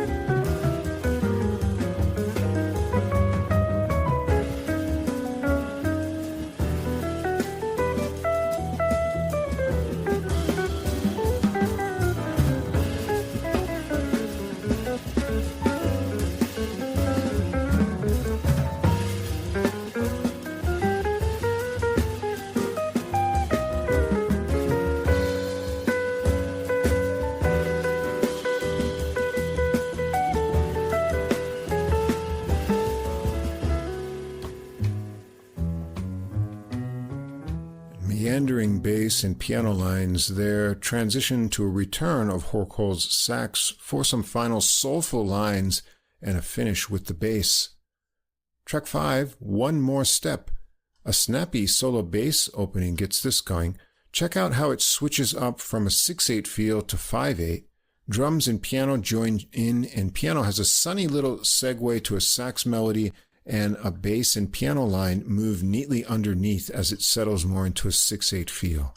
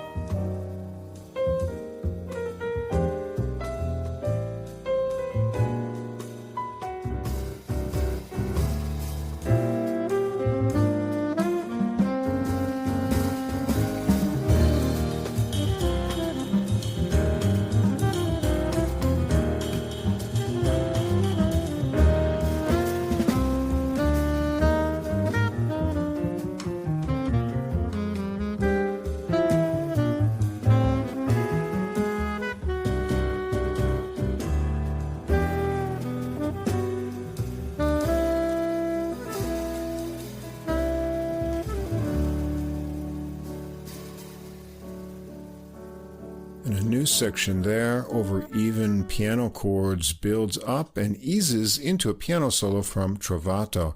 Let's check out his playing on this one once he gets things going.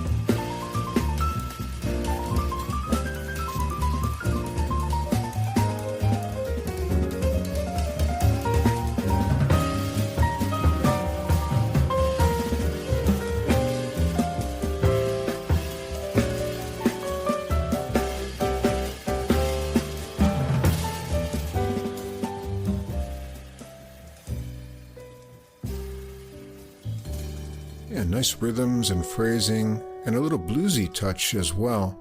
The tempo falls away to echoing sax figures. Sounds like soprano sax there as the rhythm section works back in rubato fashion to a heavy groove from Georges and intensifying sax improvisations. The final sax melody section has two saxes in unison and then splitting softly at the end.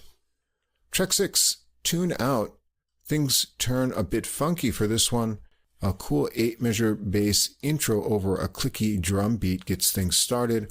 Horkohl is in on the bluesy sax melody in a kind of 24-measure AAB shape. The final section has an unexpected harmonic turn.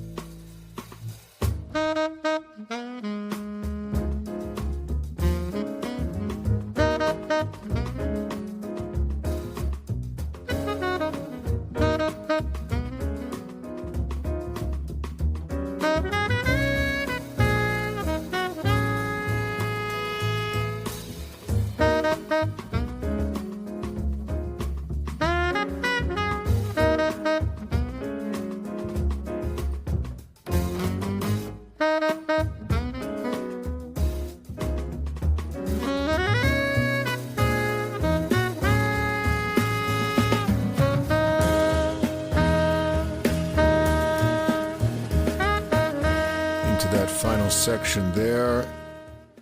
It comes down to a tight groove for a sax solo from Horkohl that gets some really edgy lines. So let's hear some of his playing here as well.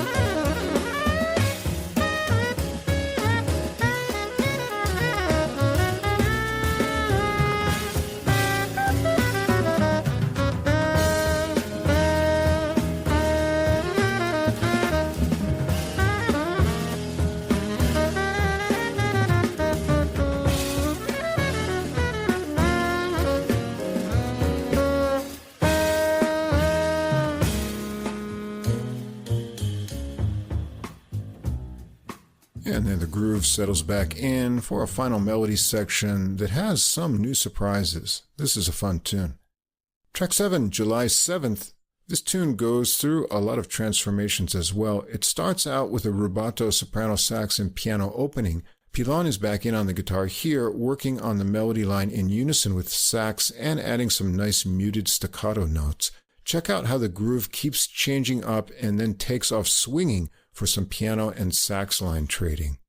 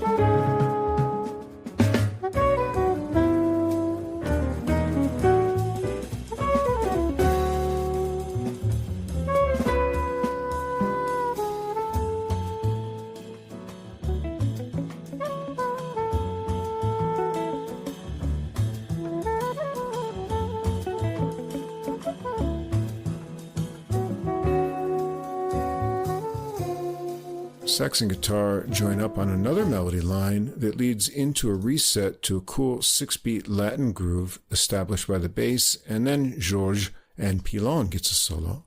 Let's check out some more of his guitar playing.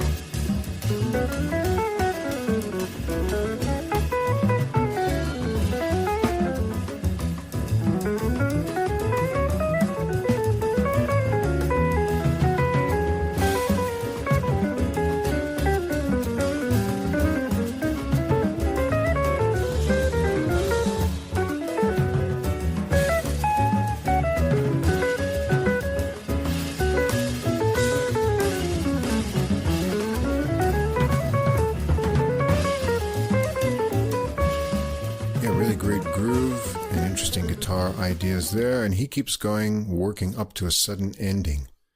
And the final track is track 8, Figuier Sauvage, Wild Fig Tree, I guess. A slow, spacious solo piano opening gets joined by ringing melodic bass here and a light drum beat.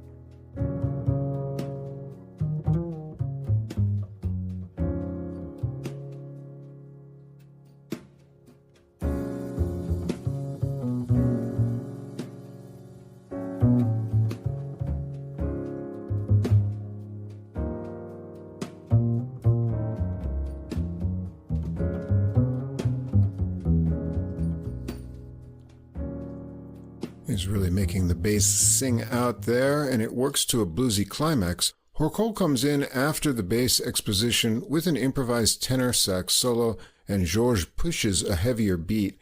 There's an unexpected change coming up rhythmically, though, with a really nice bass and sax interaction. Let's check out a little bit of that.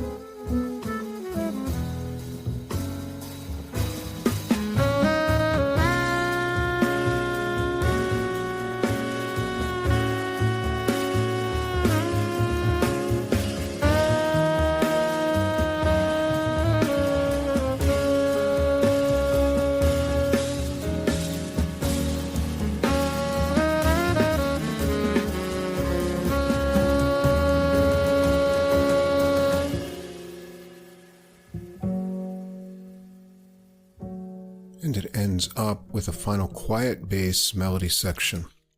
That's it for the streaming. The Bandcamp notes indicate that if you buy the digital album, there's an extra radio edit version of the title track as well. So Antoine Brochot has made a program of original music that is fresh and uplifting. I think that has a lot to do with the melodic ideas and interesting harmonic turns in the compositions.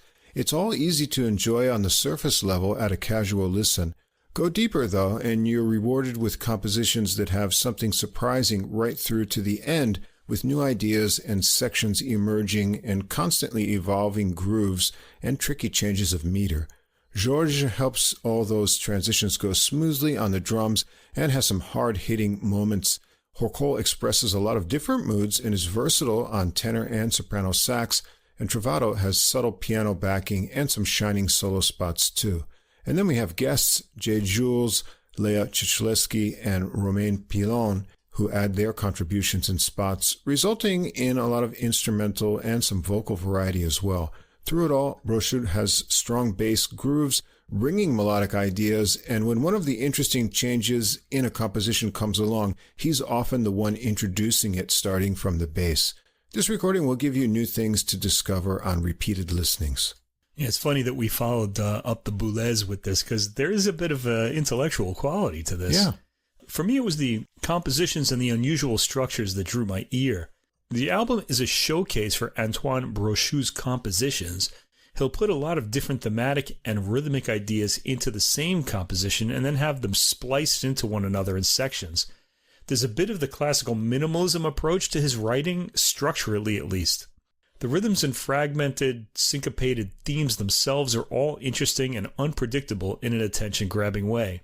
The music for the most part is light-textured and solos are often played quietly, leaving a lot of silence. It's relaxing in tempo and volume, but there's a lot to listen to in the compositions themselves, as well as the directions the soloists take in their solos. There are a few guests besides the quartet, all making for further surprises. I'd say this is a good late-night listen with a few surprises in store for those who listen carefully. I found myself engaged by this. Yeah, it's subtle and also just really enjoyable on the surface too, so lots of interesting ideas in there. Let's stay in Europe and jump over to Italy for one of our favorite instruments in the world, the bass clarinet. Yeah, love that reedy bass clarinet. Yeah, and here's a player not afraid to explore that low region. In Matteo Pastorino, he's recording LightSide. I don't know how you say this record label, if it's A.MA or they read it out as A.MA Records. I'm not sure. It's got a period after the first A. Yeah, so came out March 21st. Matteo Pastorino was born in Sardinia in 1989. He started playing the clarinet on his own at the age of 13 and became interested in jazz through his father, who was a double bassist. He's learned from big names like Paolo Fresu, Kenny Werner, Clarence Penn, Aaron Goldberg, Miguel Zenon, and Chris Potter. He graduated from the jazz program at the Paris Conservatory in 2012, and from 2013 to 2020, he spent 1 month of each year in New York to perform, study, and exchange with musicians on the jazz scene there. In 2016, he created the San Teodoro Jazz Festival in Sardinia, and he released his first album in 2014, followed by Suite for Modigliani on Challenge Records in 2017, and now we've got his latest release here, on which all the compositions are his own originals. In addition to Matteo Pastorino on the bass clarinet, we've got Domenico Sanna on piano, and his name sounded familiar, and we have discussed one of his recordings, Music is the Answer, back in episode 181, Stereo Awakenings. Wow.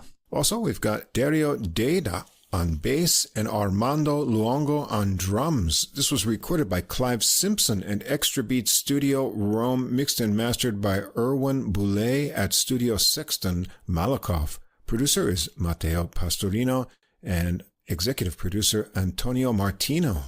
The recording is going to get underway with a tune called Gorée, which is another island in Senegal. Oh, wow. Sanna starts it with a solo rubato piano opening. The others join in about 1 minute in, and Pastorino starts a unison waltzing melody line with Deda's bass way down low. It's a really intriguing sound. After 24 measures, higher register lines from the clarinet come along. Let's hear it from the start of the bass and bass clarinet line together a little bit into the tune.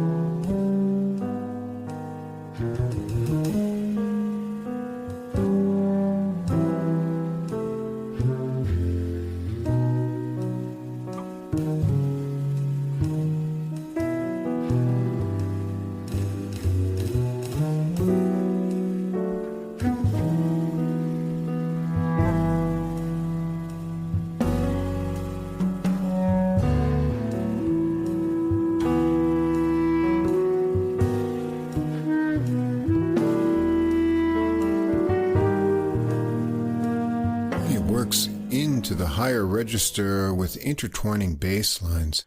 Let's hear some of Pastorino's improvisations on this tune that include a passionate squawk and a dive way down low a little bit later on.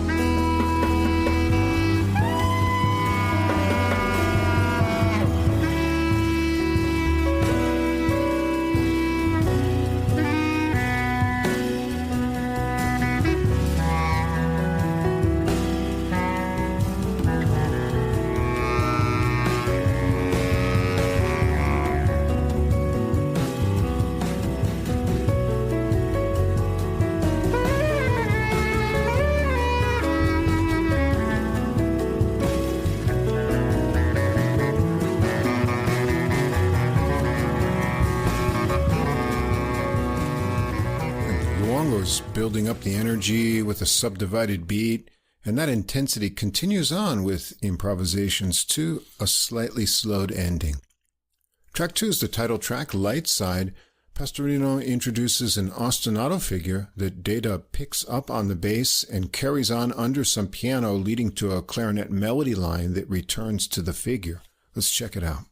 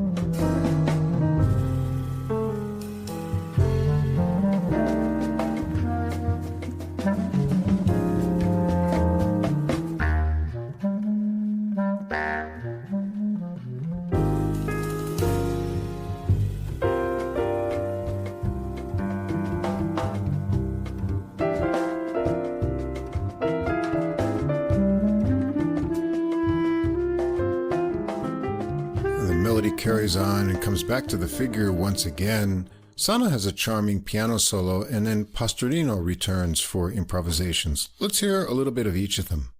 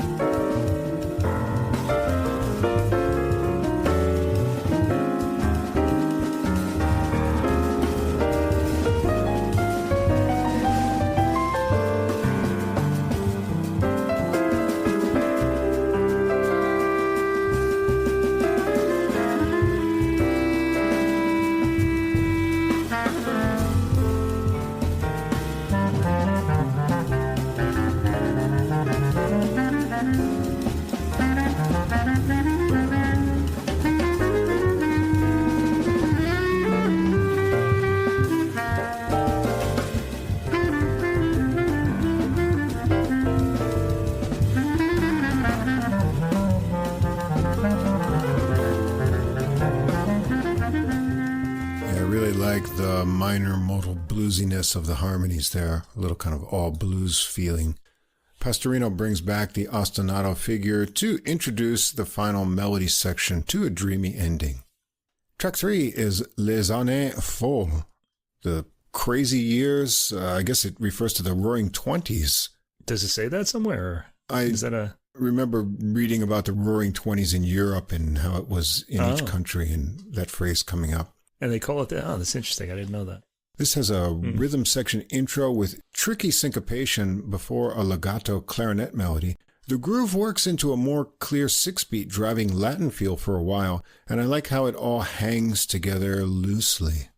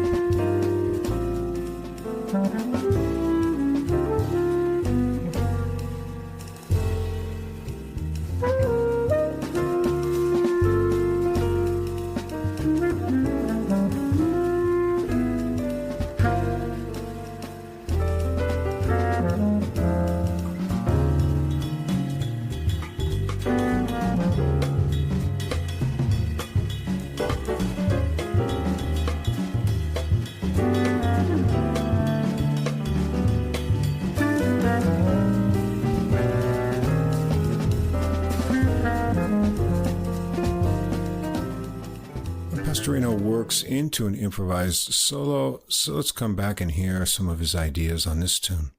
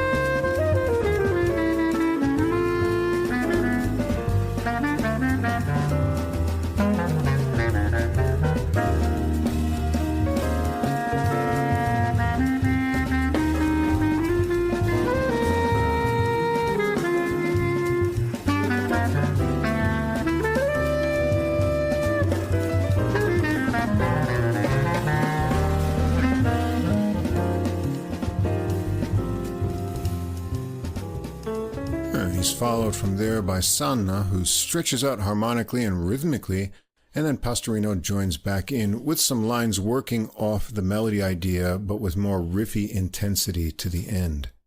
Track 4, Tigre. Luongo gets things going with some tom work, and Pastorino joins in with lines that work to the extreme ranges of the instrument. I'll pick it up a little ways in so that you can hear how a neat riffy idea develops, starting from low digging notes.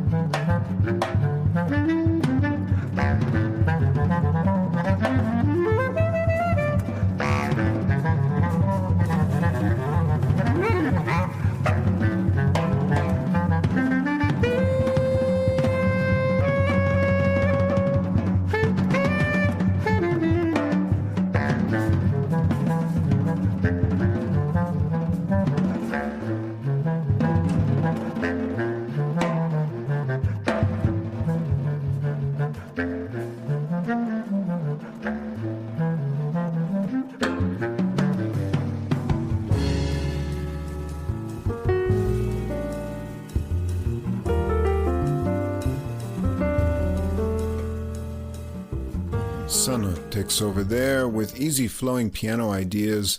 Pastorino adds in flowing backing lines that work to melodic lines in step with Sanna and then soft ending phrases. Track 5 is called Coming Back. Luongo gets it started with the drums again, and Pastorino has a pickup into a 32-measure melody of fast, fluid lines that dance with agility over snappy ringing bass. Then things get off swinging over walking bass for a middle section of piano and some clarinet lines. Let's check it out.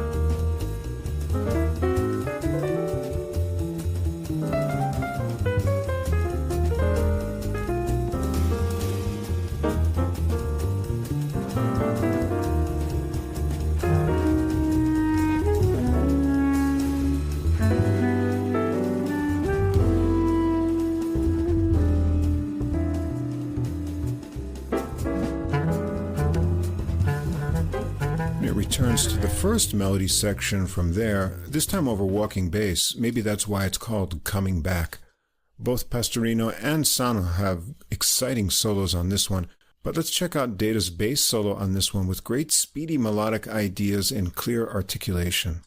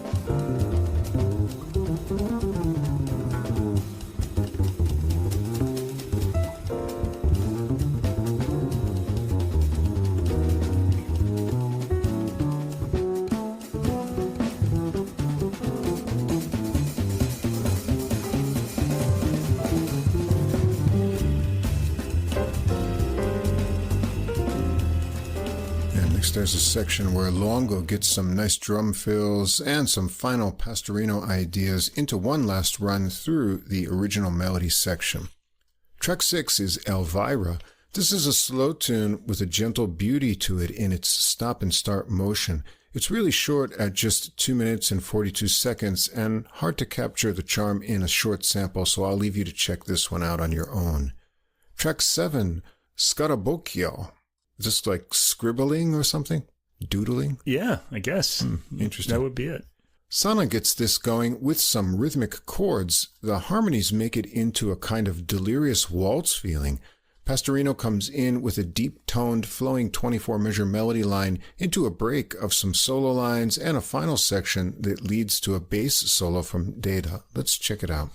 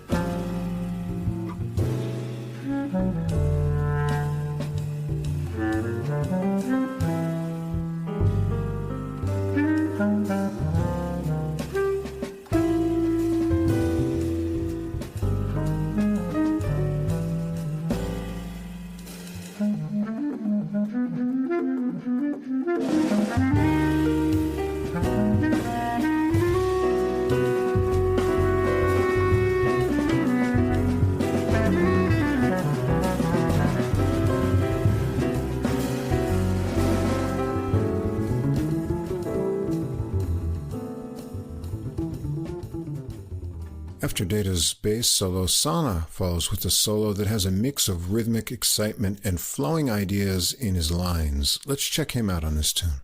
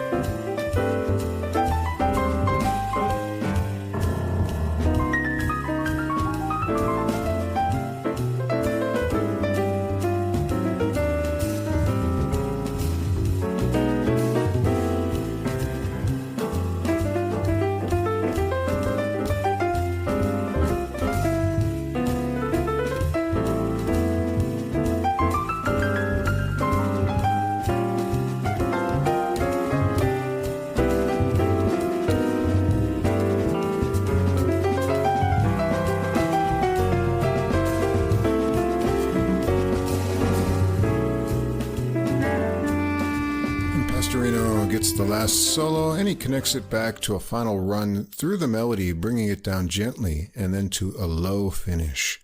Track 8, Interludio. Sana sits this one out. Pastorino does some fluid meandering over Data's chugging bass walk while Luongo mixes things up underneath. It's a short tune at just over 2 minutes. Let's just hear it get started.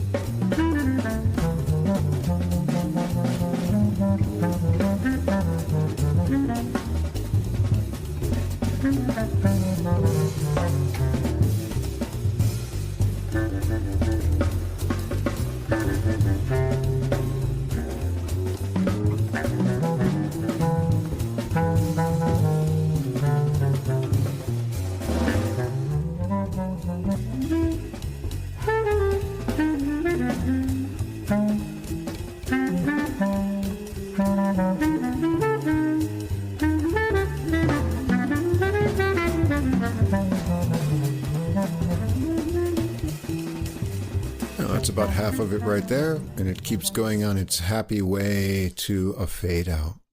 And the recording ends up with track 9, Marzo. a super slow ballad that showcases Pastorino's rich full tone in the lower register over brushed textures from Luongo on the drums. The harmonies are very pretty. The 32-measure melody unfolds over a couple minutes, so we'll only be able to hear the first part of it.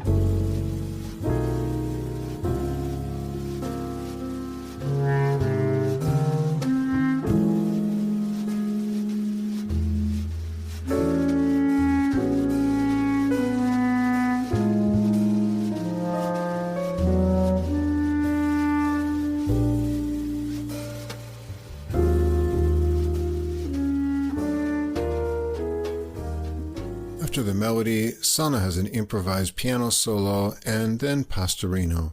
Let's hear one more final sample of this great-sounding instrument.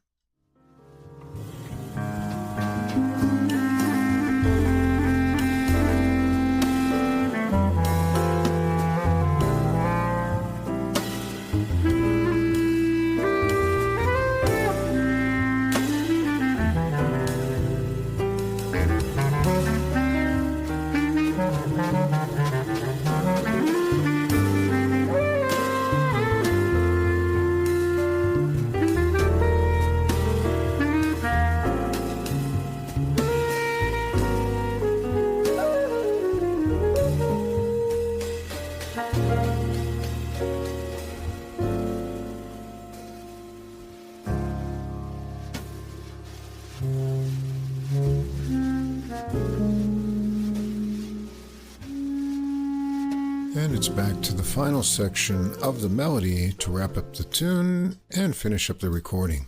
There's an ethereal, dreamy quality to this whole recording. That's a result of Pastorino's original compositions, the way the quartet flows together on the material, and Pastorino's warm, liquid tone and phrasing on the bass clarinet. His solos have a sense of exploration, and he's not afraid of going to both ends of the instrument's range to express his ideas. It's really a treat to listen to. The rhythms have a lot of variety and evolution, all handled nicely by Luongo and Deda, who has a couple of bass solos with interesting melodic direction. It was nice to hear Sanna's piano playing again, and he sounds really fine here, both accompanying and with engaging solos. If you love bass clarinet like we do, put this on and bathe in the warm tones that Pastorino really showcases on this recording. Well, you already know part of what I'm going to say here. The bass clarinet, you can't go wrong. Sort of like Jose Feliciano. Do you know that movie? What is that in the Coen brothers? Fargo. Fargo, yeah. Yeah, that scene in Fargo with Steve Buscemi, it's Jose Feliciano. You can't go wrong. I feel like that's the same with the bass clarinet. Anyway, by the end of this album, I was really attached to it. Now, it's mostly slower tempos, and most of the tracks begin with a vague shape to them, and it took me a while to adjust to what was happening. Though, I happily stayed with it due to my love of the bass clarinet sound. There's a kind of coming into being of these compositions as they play. They're sort of like this sort of amorphous mass, and they'll suddenly like kind of take a shape as they go. So it takes a bit of patience listening to it. I like the way, like, Pastorino himself, when he's playing, he'll find, like, and I put this in quotation marks, find some of his riffs as he's playing, like it caught his ear and he zeroes in on it, making it thematic, like he wasn't really thinking of it first. It's got a real improvisatory quality to it in the playing, and I really liked that. Often Pastorino and the pianist Domenico Sanna sound like they're engaging on a soloing experiment, like they're in a lab discovering new elements, and it made listening intellectually exciting. I was amazed by Dario Deda's sharply focused tone and athleticism during his solos, especially in Coming Back and Scarabocchio. And on the same track, Armando Luongo's drum solo is really powerful too on Scarabocchio. The bass sound on this record is really amazing. How it's so tight and focused. Yeah. I don't know how they achieved that even on the recording. This wasn't what I expected, and I usually like that when something new kind of comes along. So I certainly liked it here. It was really an interesting record. There's some really interesting things, like when the bass clarinet and bass both emerge on the same line. It's not something you're expecting. And you're like, whoa, right. What is all that beautiful, rich, low sound, you know? And then he goes effortlessly up into the higher register and the timbre changes. There's a lot to enjoy if you love sounds on this recording. Yeah, exactly. And we certainly love sounds. All right, one final recording of fine sounds here. We're going to go over to the Origin label with pianist Dave Hanson's Blues Sky. This also came out March 21st. Dave Hanson is an arranger, composer, and pianist. He recently retired after teaching for 36 years at the Jazz and Commercial Music Department at the Lamont School of Music at the University of Denver. He's written music for Paul Winter and the Boston Pops Orchestra concerts with the Pittsburgh, Houston, Milwaukee, Colorado, and New Jersey Symphony Orchestras, the Denver Brass, and Boulder Brass. Hanson is the pianist and co-leader and arranger-composer of the H2 Big Band as well. You can check out their recording It Could Happen from that H2 Big Band, also on Origin Records from 2015, and also You're It with the great trumpeter Bobby Shew, one of my favorite players, from 2011. That's on the Jazzed Media label. And this here is his first solo recording as a leader. So we've got Dave Hanson on piano and Fender Rhodes, all original compositions, Will Swindler on alto and tenor saxophones, and we just heard him 2 weeks ago on Tell the Truth on Ben Markley's OA2 Records piano quintet recording, and I enjoyed his playing there. We're going to hear him on tenor sax here for the first time. Mark Simon on acoustic and electric bass, and Paul Romain on drums, who we've heard a few times before with Brad Good's Polytonal Big Band album, and also on Ted Piltzeker's Vibes on a Breath on the OA2 label, one of our favorite recordings. Yeah, I like that one too. This is produced by Dave Hanson, recorded, mixed, and mastered by Colin Bricker in Denver, Colorado at Mighty Fine Productions. And we've got a couple live tracks on here too, recorded at the Dazzle Denver Club and Restaurant. This was recorded February 22nd and May 10th, 2024. And as always, the great cover design and layout by John Bishop at Origin Records. The recording is going to get started with two masters. It's a high-octane start to the recording with Swindler's searing alto sax tone on the melody to get things started. It switches up excitingly between a Latin feel and swing with walking bass. I like the dynamic change from the 23rd measure in where it comes down and builds up again with Hanson joining in unison on the sax melody line. Let's hear things get going.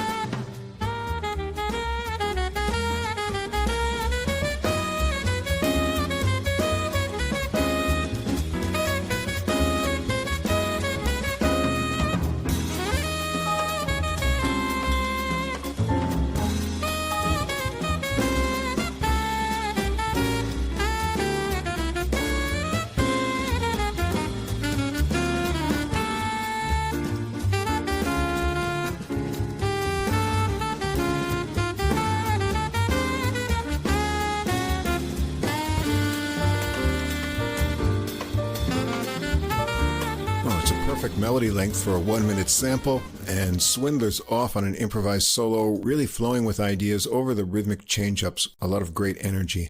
Let's come back in to hear some of Hanson's piano playing on this tune.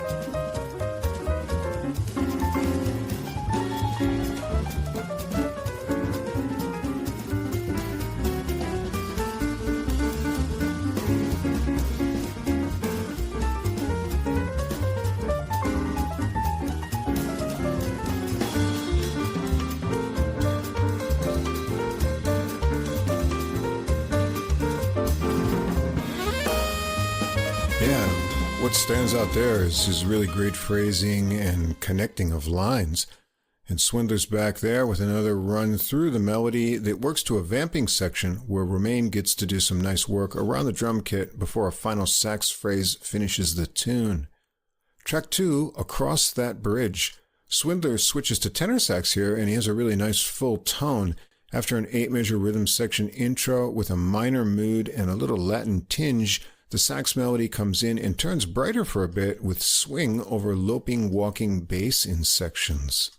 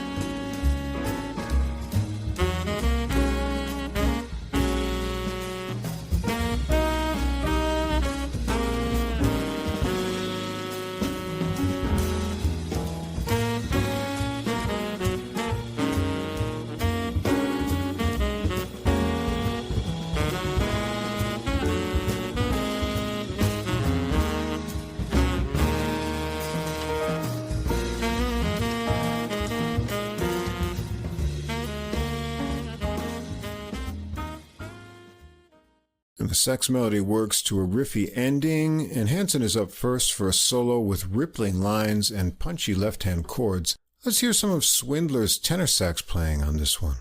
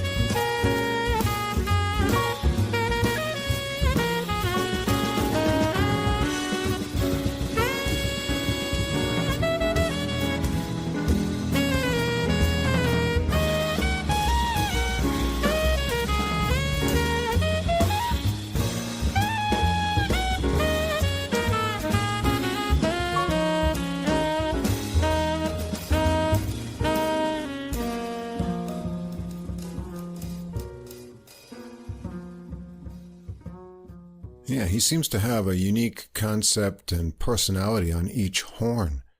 Simon follows from there with a bass solo, and then Swindler's back for a final melody section. Track 3 is June 16th. It's a trio tune here with Swindler sitting out, a little intro section, and a melody of around 24 measures over a light swing feel from Romain's brushes and snappy bass from Simon. Hanson's melody moves in chords, and the synced up syncopation of the rhythm section is pretty neat.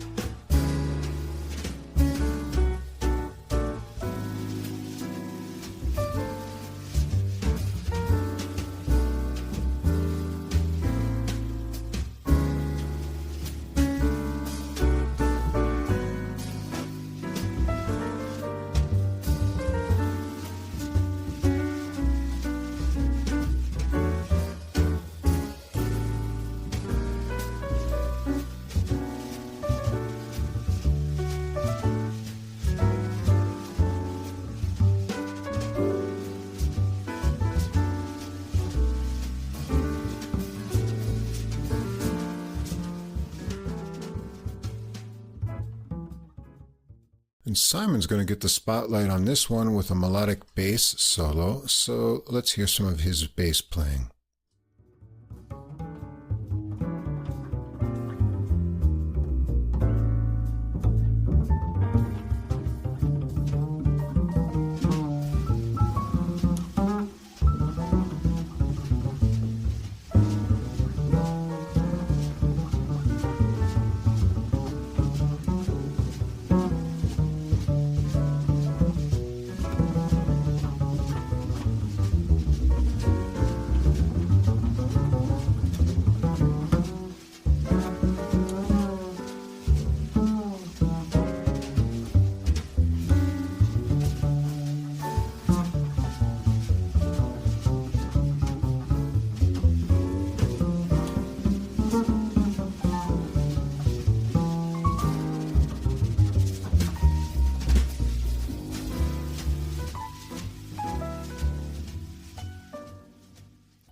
Hanson's piano solo is relaxed but playful on this one before he connects back to the final melody section and an unwinding ending over bowed bass. Track 4, Ambrosian, a change-up of instrumentation for this one. Swindler is back on alto sax, Hanson is on Rhodes, and Simon is on electric bass. There's a light, even beat. Let's hear the first section of the melody to a little interlude section.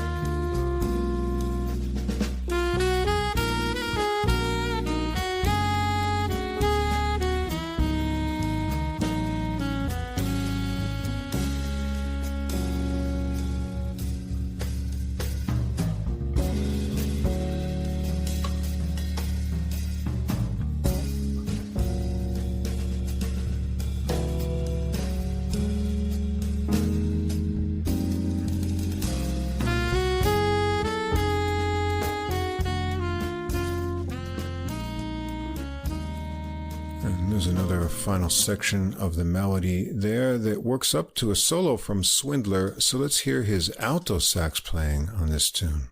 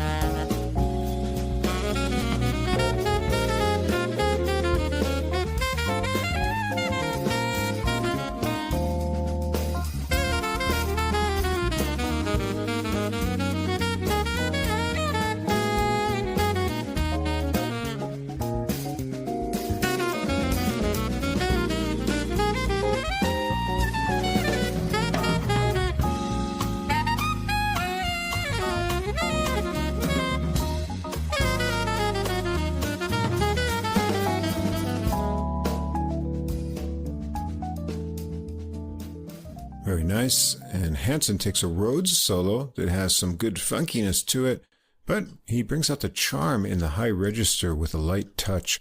Swindler's back with another round of the melody to some improvisations over a great groove to a final slowdown. Next, a couple more trio tunes.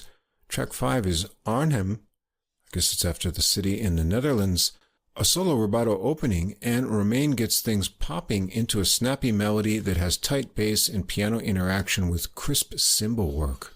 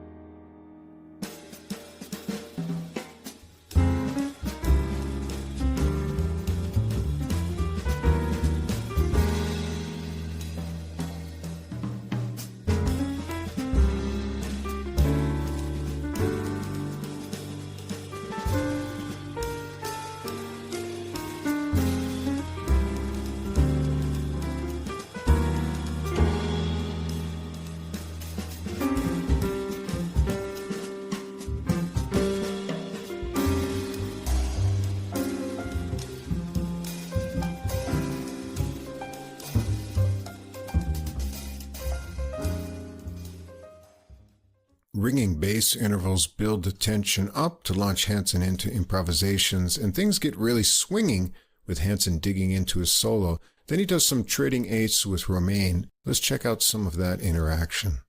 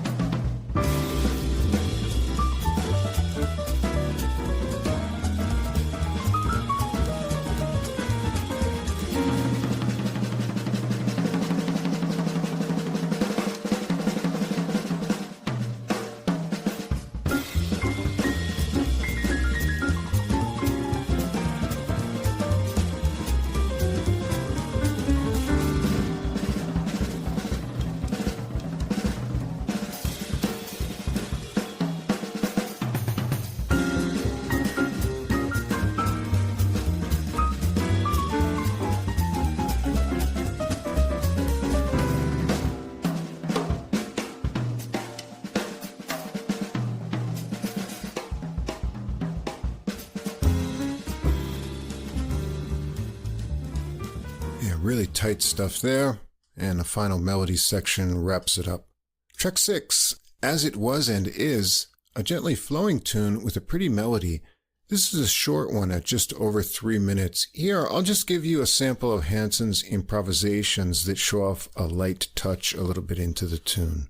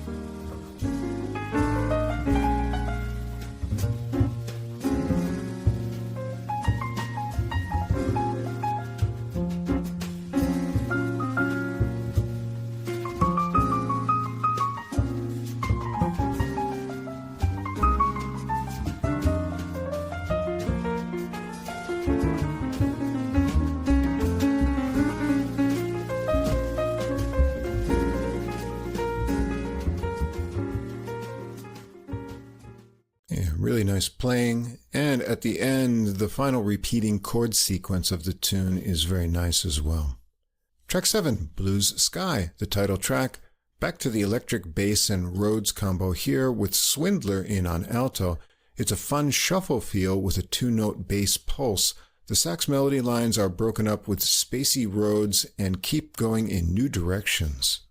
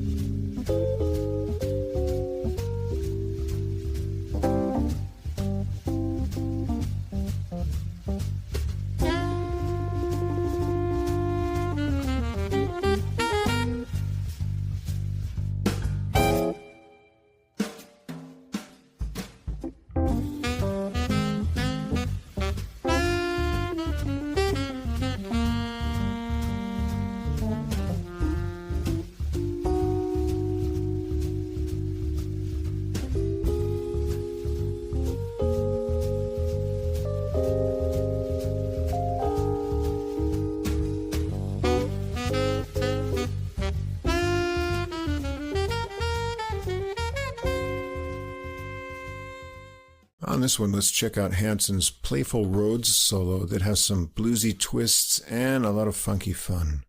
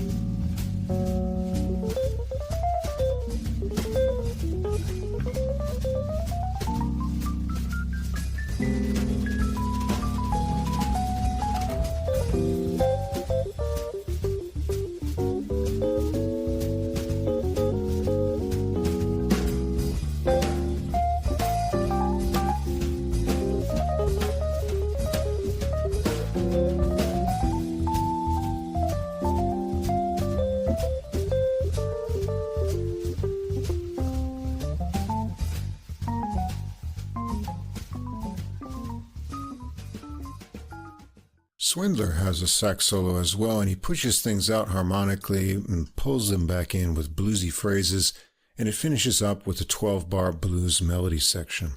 Now we get a couple live tracks from Dazzle Denver. Cross Steps is track 8. It's another trio tune. Insistent piano chords and bass alternate with drum fills, building up the tension to the melody that has a syncopated phrase, and instantly I knew it was 7 Steps to Heaven, the Miles Davis and Victor Feldman tune from 1963 from that album. Really cool bass and left-hand piano figures in between the phrases here too. Let's check it out.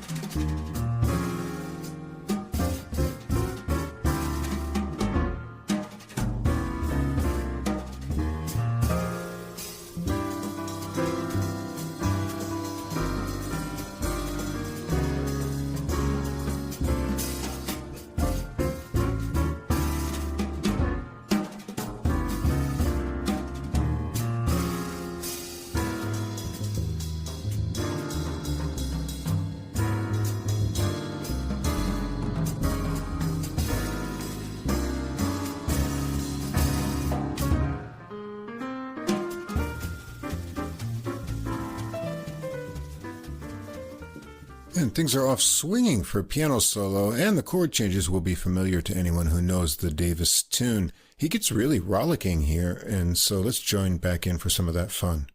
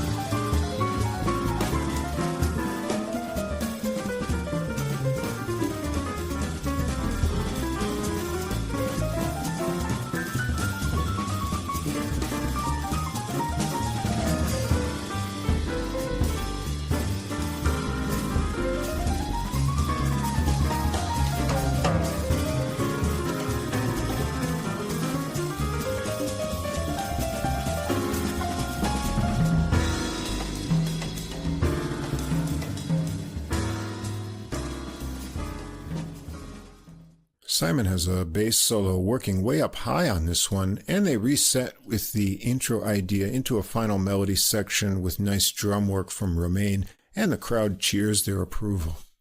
Track 9, Dylan Dream. Some 60s soul jazz funkiness here.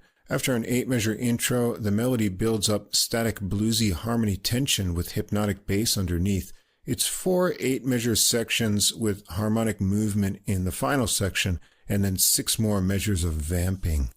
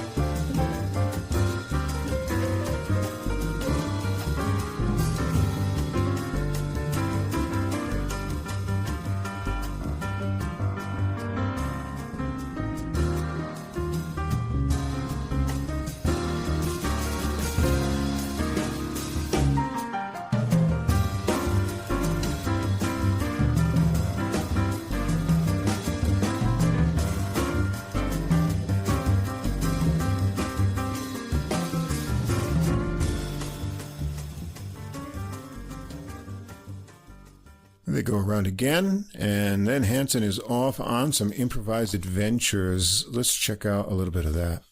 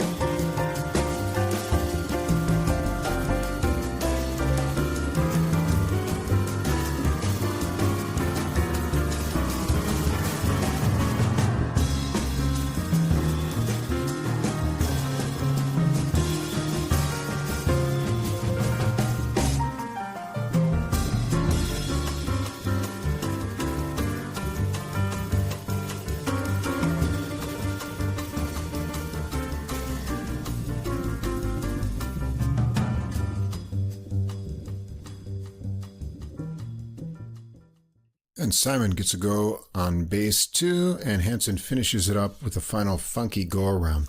And the recording ends up with Muse Walk. It's a boppy 12-bar blues with the melody doubled up on Swindler's alto and piano. They go around twice with a 4-measure tag and a 2-bar drum break into the start of a piano solo from Hanson. Let's hear it get started.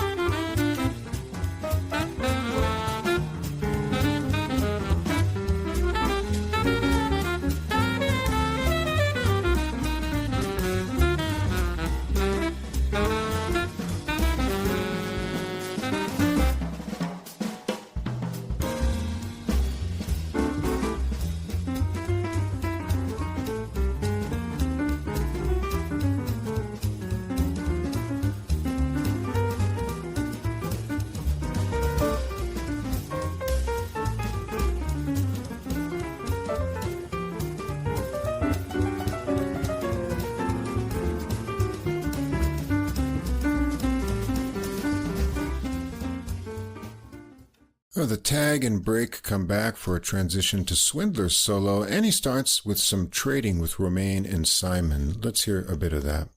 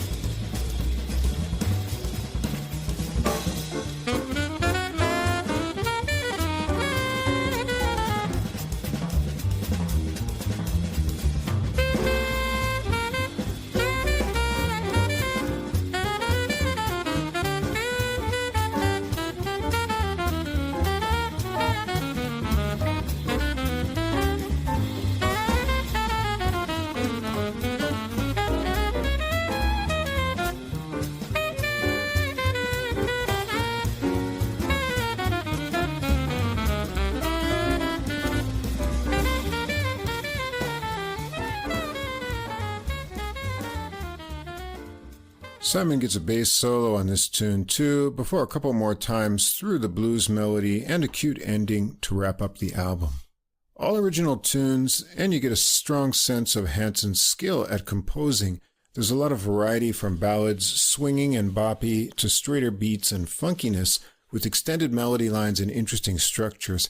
Hanson's piano playing is top-notch, with exciting improvised solos that show off a wide range of expression, from a sensitive touch to percussive excitement.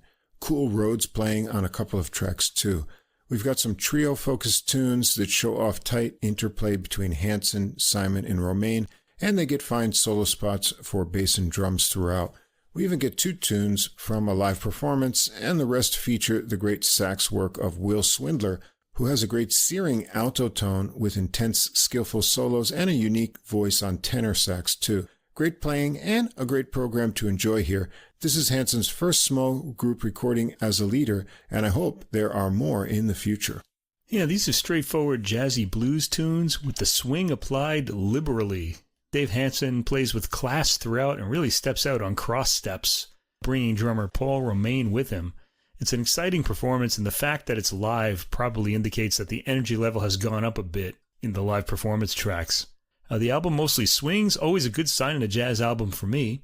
I enjoyed the thumpy quality of Mark Simon's bass playing. There's some real good, well-recorded and well-played bass in tonight's jazz section here. He gets a unique sound on this recording too, recorded close as he is. He stood out for me during his solo on Dylan Dream with its grooving approach. And that was also a live recording, so that probably had something to do with it. Though he solos well elsewhere as well. Paul Romain on drums is hard-hitting, provides a lot of energy to this already energetic band, and Will Swindler on sax also brings a unique, classy sound to the tracks he's on. It's a record that starts swinging, and after a few ballads leaves us with a lively send-off, very enjoyable and even uplifting at the end. Yeah, he was teaching for 36 years. Now I hope he starts just recording all these records and makes up for time. That'd be cool. Very good. Yeah. Always a good recording session and program on Origin Records. All right, and that's going to wrap things up for episode 206 here. What's on the menu for next week, Mike? Let's see. I've got some Baroque music from Marin Marais, and this is a manuscript of music for the flute, or in this case, the recorder, that he wrote. And we always think of him as a viola da gamba composer, but apparently he wrote some flute works too, and I'm really curious to hear this. This will be sort of a new discovery. In the Romantic era, we have Dvorak and Florence Price. Piano quintets. This is the Torkach Quartet and Marc-André Amlan, one a high-class ensemble and a high-class pianist there. So I'd be interested to hear them, especially in the Florence Price, since it's a work I'm not really too familiar with. And Wynton Marsalis's Blues Symphony recently came out on the Pentatone label. Curious about that. Just wondering how his compositions are going. So that's what I've got for next week. Sounds interesting. In the jazz, I've decided to go with all bones, Mike. Oh, 3 good. trombone recordings. We have to get bones in the title we'll next have week. to do that. We've had a few interesting bone titles in the past. We're going to start with a Romanian trombonist, Robert Cosma, and his new recording. It's a self-release called Changes in Life. That just came out on March 27th.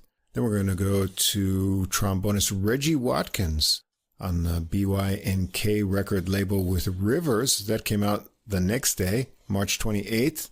And then friend and follower of the podcast, Alton Senkalar, great trombonist on the Positone label. His new recording also came out on the 28th, Unleashed.